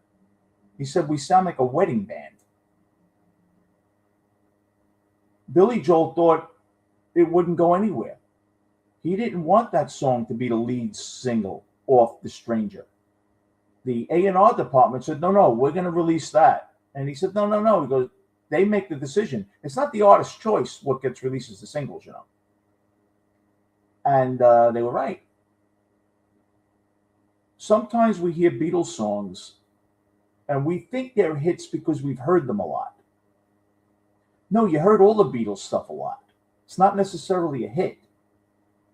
It's just that, look, in 1964, the Beatles held 14 of the top 100 spots, an all-time record. You've just heard them so much. But good ideas, odd ideas, lead to good songs. Yesterday was a dream. He had no words. It was the tune. Scrambled eggs, baby, I love your legs. That's what he worked with. But the tune, and very rarely did Paul ever have the tune first. He dreamt of that tune, woke up to the piano, and went around for about a month. He thought it was so beautiful, he said, I must have heard this somewhere. This can't be mine. And George Martin, who knew everything, he said, did you ever hear this? I must have heard this somewhere. No. And he asked all his friends. And finally he realized that I must have come up with it. Because you would think you didn't, in a dream at that age, you don't think you're making up music. You're thinking of something you heard. So it's very reasonable for Paul McCartney to think that I didn't write that. I must have just been dreaming because I heard it somewhere. Didn't remember where he heard it, but he didn't. So that came out of a dream. When you have a great idea, it's hard to translate on paper. See, that's the difference with the Beatles and Brian Wilson. I could have the greatest idea of a picture, but I can't explain it to you. Sometimes you can't put things down and how you visualize them. The Beatles were great at doing that. That's what separated the Beatles. The Beatles were able to take their abstract idea that is almost impossible to explain to someone. It's like pornography. How do you explain it? No, but you know it when you see it. You can't explain it as well as you could think of it. Well, the Beatles were great at putting an idea on paper. Obla di obla da. Yeah. John went on a safari with Mal Evans. And then he met a guy with the Maharishi. They used to say, obla da, man. The guy sued Paul McCartney. Said it was his saying. He sued him. But that a guy that he met used to say that in one of the clubs, the music clubs there. They used to go and listen to some music in music clubs. And the guy used to say, obla di obla da all the time. Thank you, Reed. Yeah, I think those are good choices.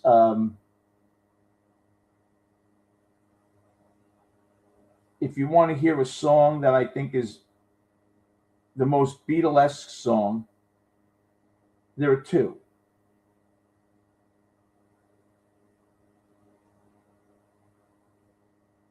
Here's one of them.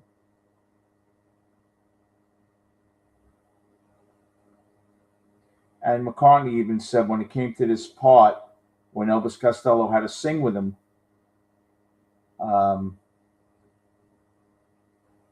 they kind of looked at each other.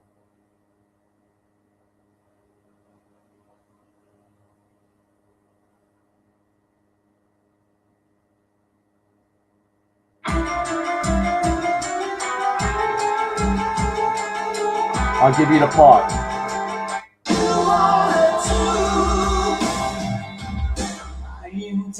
Right here.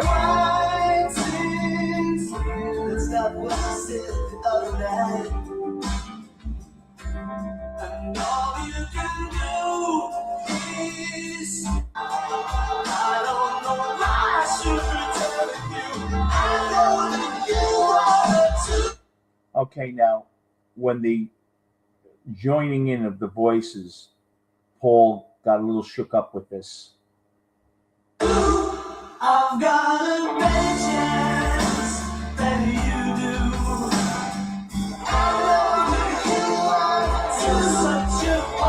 Right here, John and Paul. This would have been them right here.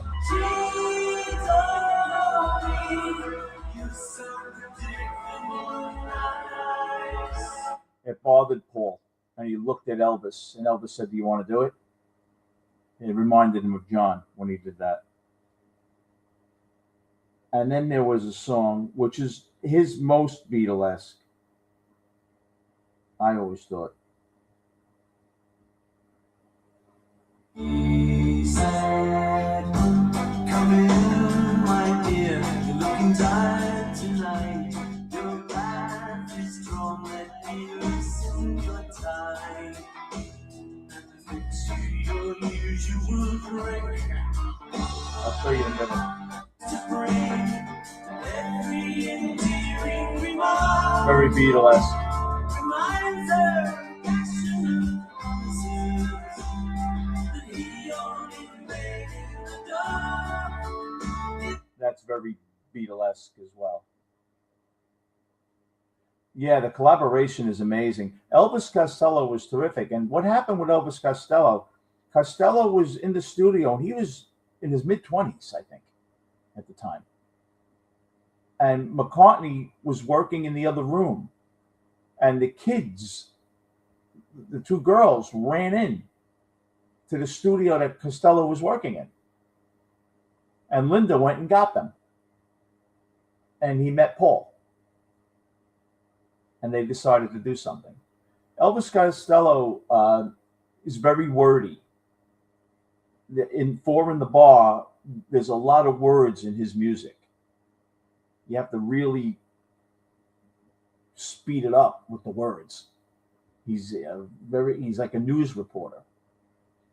But I thought it was a great collaboration. I agree with you, Reed. I think Elvis Costello did a really fine job with Paul McCartney. I think they were very. I would have liked to hear something when Elvis Costello got older. You know, Costello at that point, what was that, 1989? Costello was probably 30 years old, maybe at the time. He was young. And, to see him now as an older guy at 68, 70, whatever he is, to see him now with a pile of life behind him, it would have been interesting. Someone asked me, great stuff, Reed. I got a couple of emails and I'm going to answer them. And thank you, people, for watching. I only see 4 in here, but I've gotten 5 emails. This email, hey, Brooklyn guy, Vincent, great job. Love your channel. Thank you. If you could name 3 artists that you would have liked to see Paul McCartney work with, who would they be? That's a great question. One, I always said Brian Wilson. I always thought Brian Wilson and Paul McCartney. Problem with that is Brian Wilson is also a melody machine, like McCartney. The melody comes first. I don't know if they would have stepped on each other's toes with that. I would have liked to see him work with Bernie Taupin. Taupin writes some lyrics, and Paul put the music like Elton does. And another guy that you probably wouldn't think of, Leonard Cohen. I would have liked to seen Paul and Leonard Cohen work. That's very nice, Reed. That's a very nice story. Thank you for sharing it. Flowers in the Dirt was a good album. I went to that tour. Second question from Danny B. Hey, Danny, how are you? Dani. I don't know if you're a woman or a man. Vin, thanks for all you do. You're very welcome. Do you think the Beatles would have gotten back together at some point? What year, if you had to guess? I know it's apples and oranges. And if so, how do you think they would have done as a band again? Oh, and thank you for listening. There are 2 moments when I think the Beatles could have got back together. One would have been obviously Live Aid or 9/11, because John was the guy in New York. And I don't know if George would have followed suit. Ringo would go anywhere that Paul goes. I would think possibly Live Aid. Now, your other question, what do I think they would have done? I don't think they would have been a touring band again. I just think they had enough. They had enough. Paul evidently liked that, but I think they had enough. It depends also when they would have gone back. You have to remember. I don't think John was planning a tour in '81 for the Double Fantasy album. So obviously, I don't know if they were going to bring Sean around with them, but he was going to tour. I think he wanted to play England. I don't think that I could see them doing a one-off concert, but generally speaking, you're not going to go and practice and have to practice to do a one-off, one concert. It takes a lot of work. They hadn't been together, depending on when they would have got back together in a long time. It would have taken work. They had families. So I think they would have got together for an album, work on it a month or two. I certainly think it would have been spread out. I think you would have had 4 George songs, 4 John, 4 Paul, couple written for Ringo. You didn't ask this, but do I think that John and Paul would have written together again? Yes. I think that I think it would have been a novelty if they're not writing together eyeball to eyeball, which they hadn't for many years. They go into the studio and fill a sentence or two, a line or two, but they hadn't really worked eyeball to eyeball all the time. I think it would have been refreshing to try it again after years. So yeah, I think they would have sat at the table and just see what they can come up with. And I think they would have come up with something good. It would have been very pleasurable. Look, fans would have loved it. And do I think they would have succeeded? I don't think you would have ever had another Beatlemania because that was a one-off. I think they would have been successful. Absolutely. I think people would have been waiting for that album. So even if the album wasn't great, the record sales would have been through the roof for it. It didn't have to be great. It just would have been, everyone would have bought it. I think they would have been successful.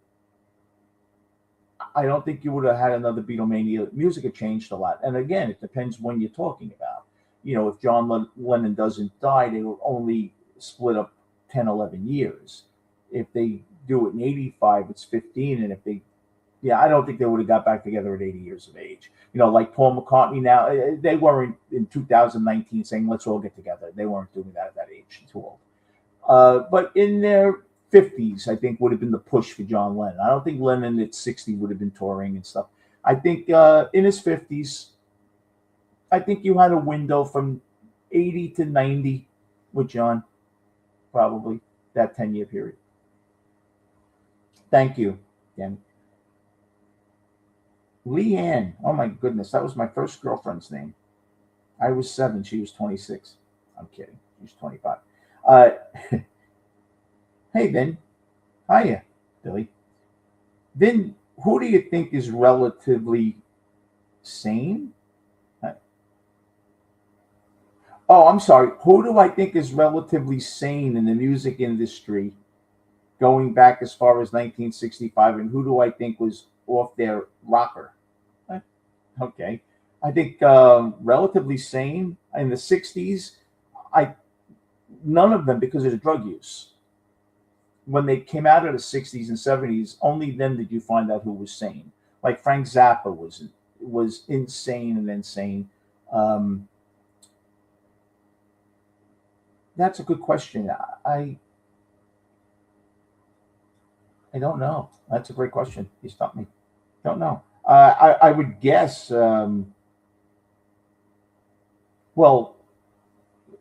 Brian Wilson was legally, he had papers that he was committed. But with genius, with insanity, comes certain genius, and I think that that happens. Sorry, I couldn't answer that well. Garbo Matters, great name. Hey, Vin, thanks for what you do. Love your channel. I'm an OG. Yeah, well, thank you very much. That's wow, it's 5 years. I really appreciate that. Vin, do you do you believe that George Harrison and Paul McCartney really disliked each other, loved each other like brothers, but couldn't stand each other? Or was the press making it out to be something you weren't? Thank you for all you do. And Godspeed. Thank you. Godspeed to you. Billy. I think that I think when the Beatles started out, George and Paul. Hey, Il. I just love music. But thank you. I think it's a compliment. Thank you. What do I think? I think when you're 15 and 16-year olds, you like girls and you like music. I think their dream was to get out of a sooty town, Liverpool. Not many people made it out of Liverpool. You became a factory worker. You probably did what your father did and your grandfather did. I think they had music in common. I think that they really didn't like school too much. Although Paul supposedly was a decent student, he wanted to be a teacher. George didn't like it at all. I think that they had music in common, wanting to get out of Liverpool. I think they have in common. And as they got older, I think that I think they were very good until about 66. I think George became 23, 24, and he wasn't the little kid chasing John Lennon and Cynthia around anymore. I can remember when John was 17 and George was 14 and a half, he was following them to the movies. He loved John. And that was like the little bratty little brother that followed you around. And I think he always felt that way about John. And then when he got a little older, he realized he wasn't that bratty kid anymore. And I think John always probably dismissed him as that bratty little kid. And then you had Paul, who's a very strong personality. And I think it was Paul and John against the world, and you had to deal with those egos. And I think George was an egotist, and he just felt very out of sorts in that band. In the beginning, they all had a common goal to make it. But once they made it, then you could branch out. And I think George became very spiritual. Paul was a PR machine. And John was very unhappy and didn't know what he wanted. As they got older, they grew apart. I think they always had that commonality of becoming Beatles together and loving music as 15-year-olds and 16-year-olds, and the struggles and the hotel rooms and the fights and the bad food and playing 8 hours a day at the cavern and all that. You get tight. You're spending every second with each other. You're gonna throw phones at the head. Your brothers, I'm sure there were fist fights. You don't hear about it. I'm sure they fist fought each other. Believe me. And there's drinking involved in Hamburg one night too. Uh, I think they loved each other. I think when they got older, they realized that they were on this special journey that no one else really ever could talk about because no one else went through. And that gave them a common bond that could never be broken. Yeah, I think he loved Paul. I think he thought Paul was a phony, but Paul is a phony. But you have to be a phony to be a PR machine. George was the opposite. And from what I've heard from research I've done, really, John and George were closer than Paul and George, than Paul and John. Paul and John wrote together, and they were very, very tight. But John and George actually were closer. I've heard this from a couple of people that are biographers. I spoke to a couple of Hunter Davis. I spoke to him a few years back, who did the Beatles biographies. Uh, I spoke to Jack Douglas, who produced Double Fantasy, and his nephew.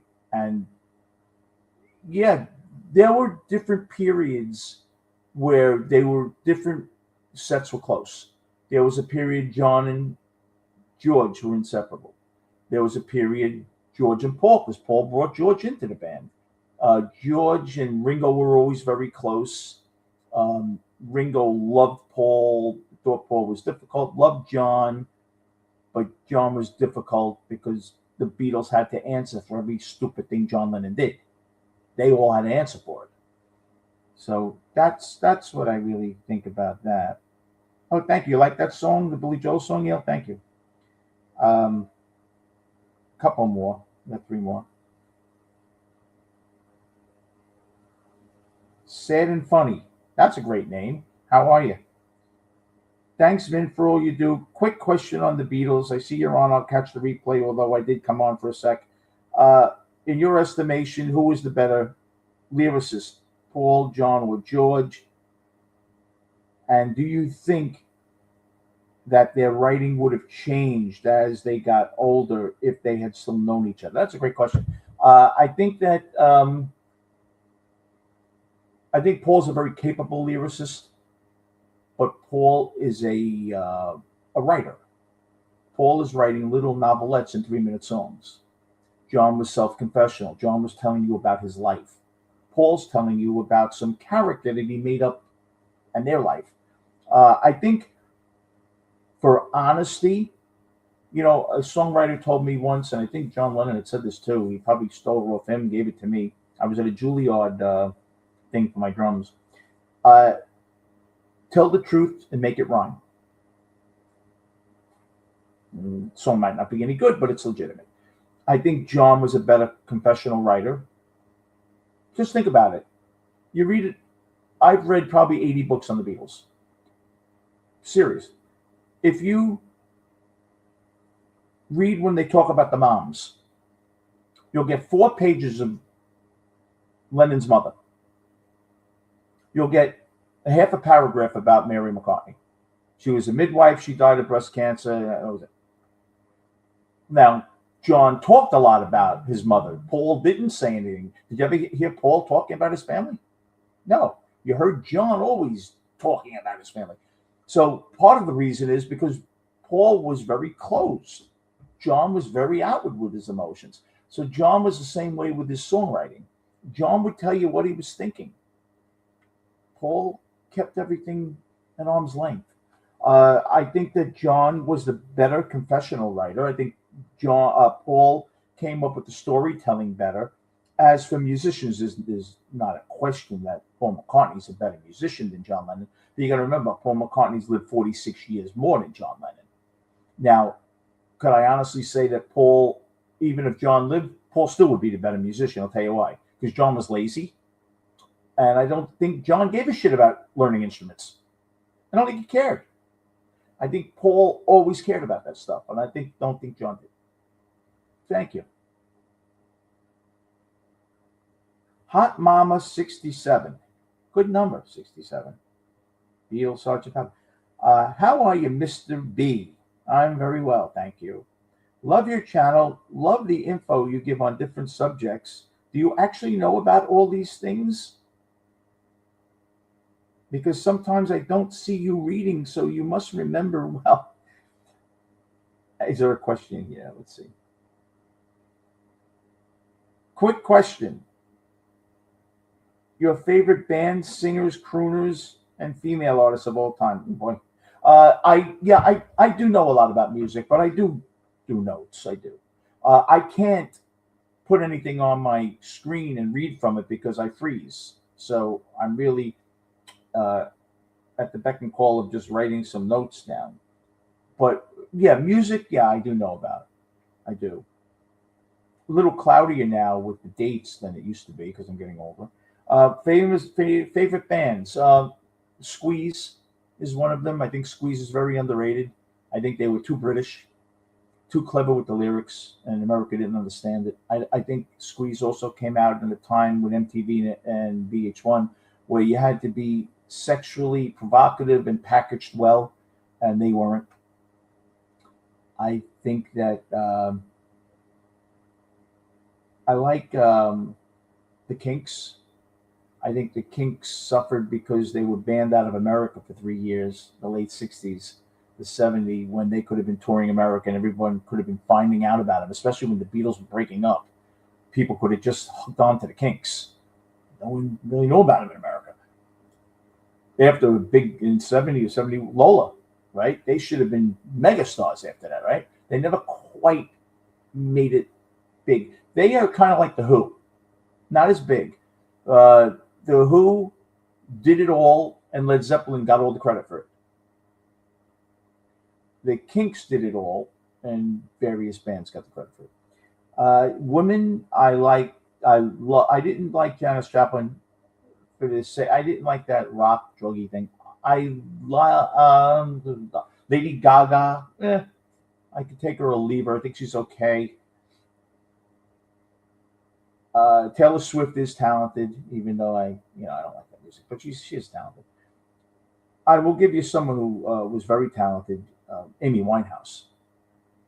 I think Winehouse would have been, oh my God, mega, if she lived. I think Cass Elliot,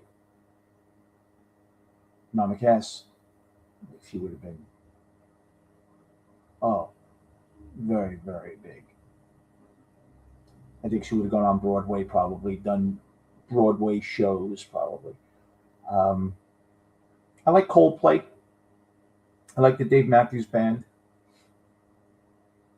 Other than that, thank you for the compliment. And yeah, I know a lot, but I also do read a lot. I cheat. Last one. Let's see. Let's pick a good one. I got 18 here. I'll take these two. Well, okay, same person too. Sinbad, the Swearer, great name. Hey, what's up, man? Craig, how you doing? Vin, if you were to start a band, and I know you were in a band for years and you toured, what was it about your band that made you aim for the stars? Well, I didn't hit the stars, but we did play for 9,000 people in Daytona Beach.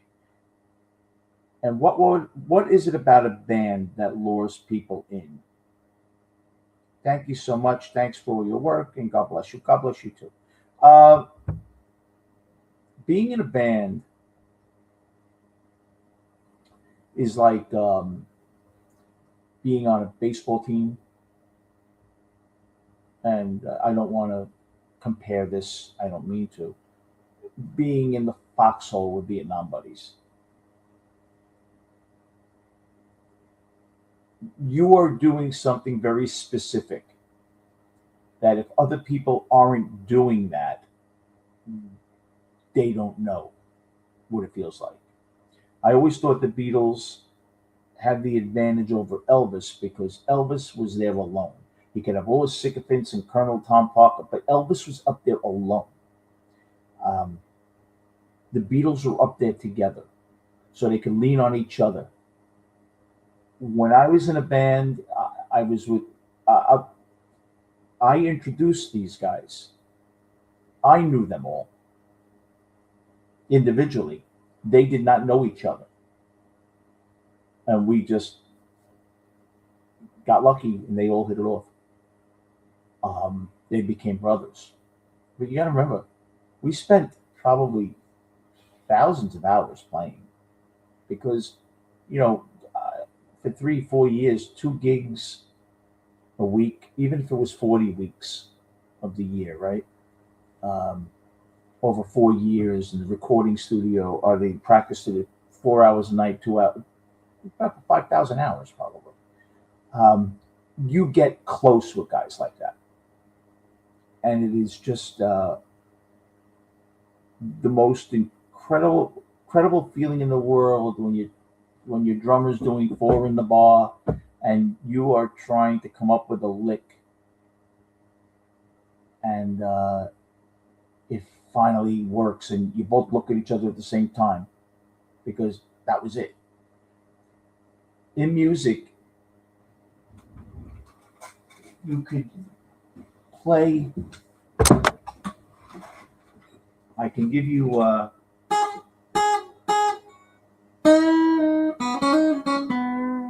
Or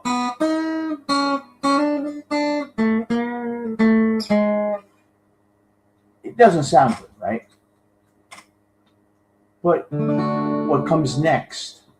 You could blow a note. So if I go, it's supposed to, and I go, I blow it, but then I start doing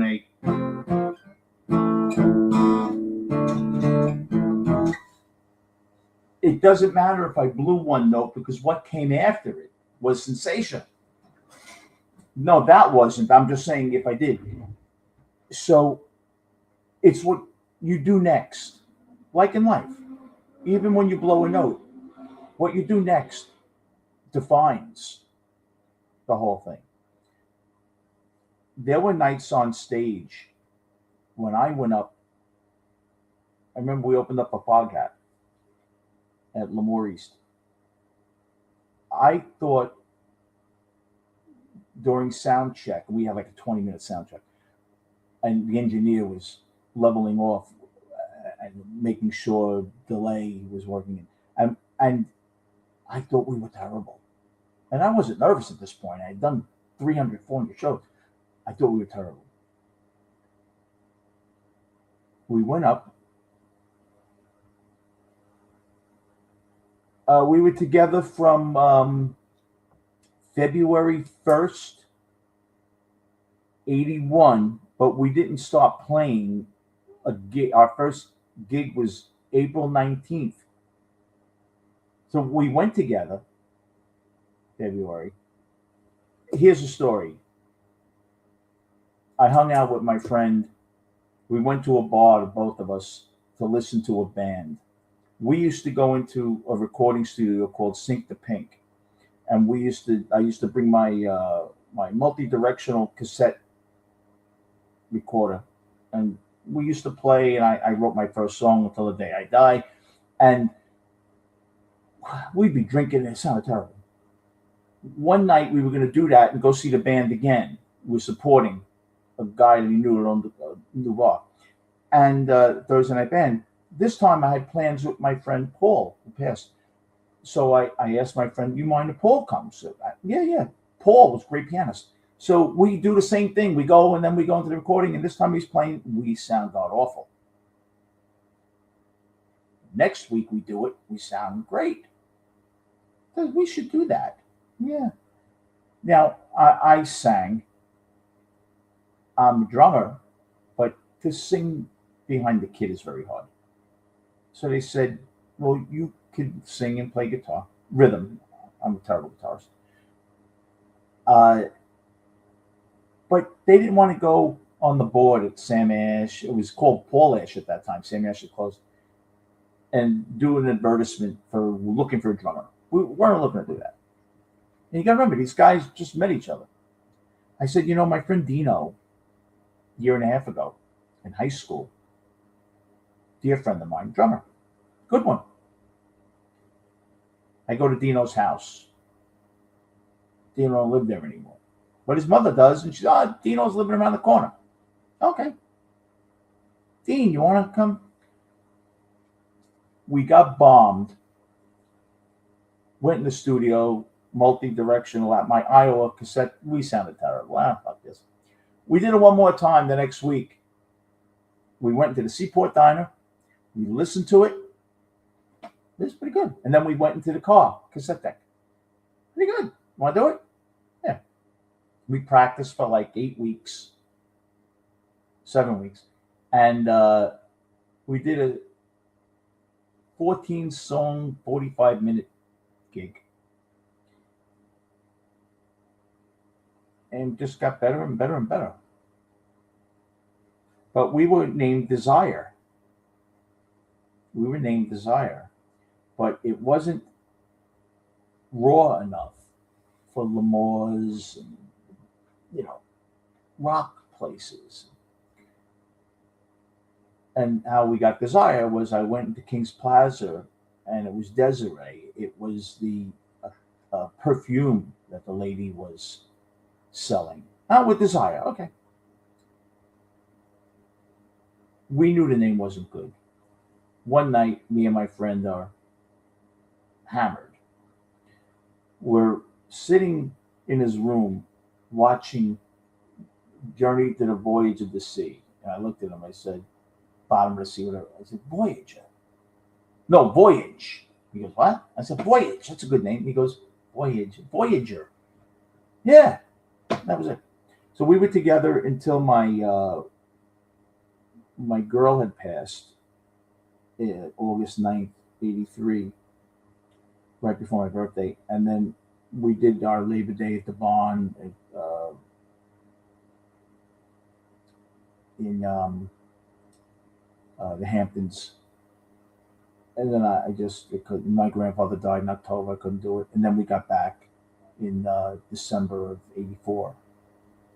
And we went on until like May of 85. But I maybe 86, I'm sorry. I just, I loved it. Which one's that, Craig, the analogy? I don't come up with many good ones, so thank you. But, music is, it's a special bond. When you put guys in a room that, when all the bullshit's aside and they just get it done, that's key. And I think that when you have true friends, like I said, sound check was terrible, and we were told we sounded the best we ever did. There are times you go up there. There are guys that throw a bullpen session before their start and feel great and they get rocked. There are guys that think they have nothing, go out there and throw it to a hitter. You don't know. What you think isn't necessarily what they hear. Remember that. So I think that I always used music as something to rely on, to express myself, whether it was anger, happiness, indifference. Hard to show indifference to someone, but it's easy to put it on paper. Think about it. Because if you're ignoring someone, that's not indifference. You're being rude. You're ignoring them. They know you're ignoring them. But to be able to show indifference, that's the key. So what you do is you find what works, and you never get complacent. Because when you get complacent, that's because you've fallen behind already.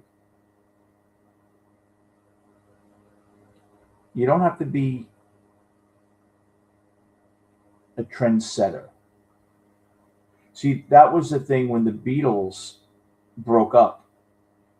The Beatles are no longer the trendsetters. Think about it. Paul McCartney turned on the radio in 1970 and heard Led Zeppelin, heard Elton John. The Beatles weren't setting the trends anymore. The Beatles actually, for the first time in years, had taken a back seat. And what you do with that, do you raise your game? I think they could have. Or do you just get lost? Lost at sea. Some people are lost at sea and they have the GPS and it's waterproof. You can't figure it out. For no other reason than you just can't figure it out. Hakim's razor. Usually the easiest explanation and most plausible is the one in front of you. A girl loves you on Friday night, says, can't wait to see you tomorrow, and she doesn't show up. Could she have gotten in a car accident? Yeah. Could she have blown you off? Yeah. Blew you off. She didn't get called into surgery. No. The easiest explanation is usually the one right in front of you. But we think it's too easy because the world is always trying to trick us. We always feel that we're like the butt of God's joke. And then he laughs his ass off anytime we say that we're going to do something. Sometimes it's very obvious. Not everything is this major conspiracy against you.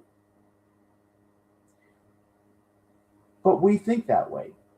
We learn to think that way. We turn the television on, and all we hear about is how these people hate these people, and this is no good. No, it sells. If they said everyone loves each other, you turn it off, great. You go get a cup of coffee. You wouldn't keep on listening. Well, what do you think? They didn't make money. You've seen stuff on YouTube. Disaster sells. No one gives a shit about. Do you care if I call you and say, oh my God, you know what? Joe bought his girlfriend. They're such a loving couple. No. You'll be on for 4 hours with me if I say, wow, Joe got caught in an affair and he was at the hotel and it was the fire department was there. You'd be on 4 hours with me. Why? Isn't it a nice story seeing how a guy loves his wife so much? No, it's boring. No, I want to hear how we got caught. That's life. And you have to learn to bob and weave your way through it. Some people are better than others. Some people get hit with lefts constantly. But if you keep on getting up, it shows something about you. So in music, why does Paul McCartney play? Because he can. Simple. He doesn't need the money. He can. He wants to do it. He'll shrivel up, and this is all he's ever done since he's 18. He probably thinks he'll shrivel up and die. Most of his friends are either very old or gone, and this keeps him alive. It makes him think that something is possible again. Because the last time he thought something was possible, he became a Beatle. So he has learned that by never giving up, really crazy shit can happen. But nothing good's going to happen if you don't do anything. So Paul keeps on striving. And so should we. You never give up. I don't care who you are. You never give up. It should be unacceptable. You have plenty of time to give up when you're laying 6 feet under. Or you're a bunch of ashes in someone's urn. You have plenty of time to give up then. No one, I guarantee you this much. If you're gone, no one's going to expect anything out of you. So if you really want an excuse, don't be here. But as long as you're here, you might as well give yourself a shot that something good can happen. Because believe me, my friends, the time is going, no matter what you do now, whether you stay on here, whether you sleep, whether you go tend to your garden at 1 o'clock in the morning, 7 a.m. is going to come for all of us. Whether you do work or not, as long as you don't, God forbid, pass away, 7 is going to be here anyway. You might as well get something done. I'm not talking about now. Now you should be sleeping. But you know what I mean? The last time I heard, when you're dead a real fucking long time. You're going to have plenty of time to do nothing. And you're going to have plenty of time for people to not give a shit if you don't do anything. Because you can't. You got to build an excuse. You're not here. I, for one, don't want to be a bit player. I want to be an actor with my name on the screen. I want to be involved in the play. I don't want to be an audience member that says, wow, that was great. No. I want to be taking the bow because everyone said my life was great, my life being the performance. I could sit home and watch movies all I want if I want to see great things. No, no. I want to participate in them. And if I fall on my face, guess what? I'm older, my face isn't great anyway. I have napkins. I'll wipe the blood and I'll start again. But no one's going to tell me to stop until I can't do it anymore. And even then, I'd probably argue with you because that's my personality. Music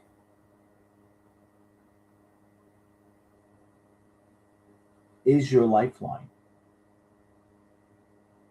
You may not have realized it yet.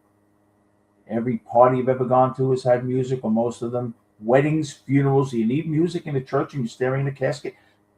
Music is attached to everything. Music is the only thing that I could send you to a club. There could be music playing in a different language. 40 people could be dancing, totally different languages. No one could speak one word to each other. And they'll be smiling at each other, dancing, and having a great time. How's that possible? You have nothing in common. No, you do. You have the music. The music is that moment's air. Because you'd all be sitting around not being able to talk to each other unless that music was around. That music brought out something in all of you. To me, that's pretty powerful stuff. Music is like pornography. You can't explain it, but you know it when you see it. Music is something that you hear and you don't even realize you're doing this. And you're just, it's a pulse. You have a pulse in your body. Well, that's the pulse in the atmosphere around your body. See, you're not the only one breathing. You're not the only one with a heartbeat. Your atmosphere has it as well. And that's sound, and that's music. Sounds weird, I know. Take it from someone who loves music. No shit, right? Your music can make your life a lot better. It can. God bless you guys. Thank you for coming on and staying on so long. Have a wonderful Monday, and I will see you soon. Take care, everybody.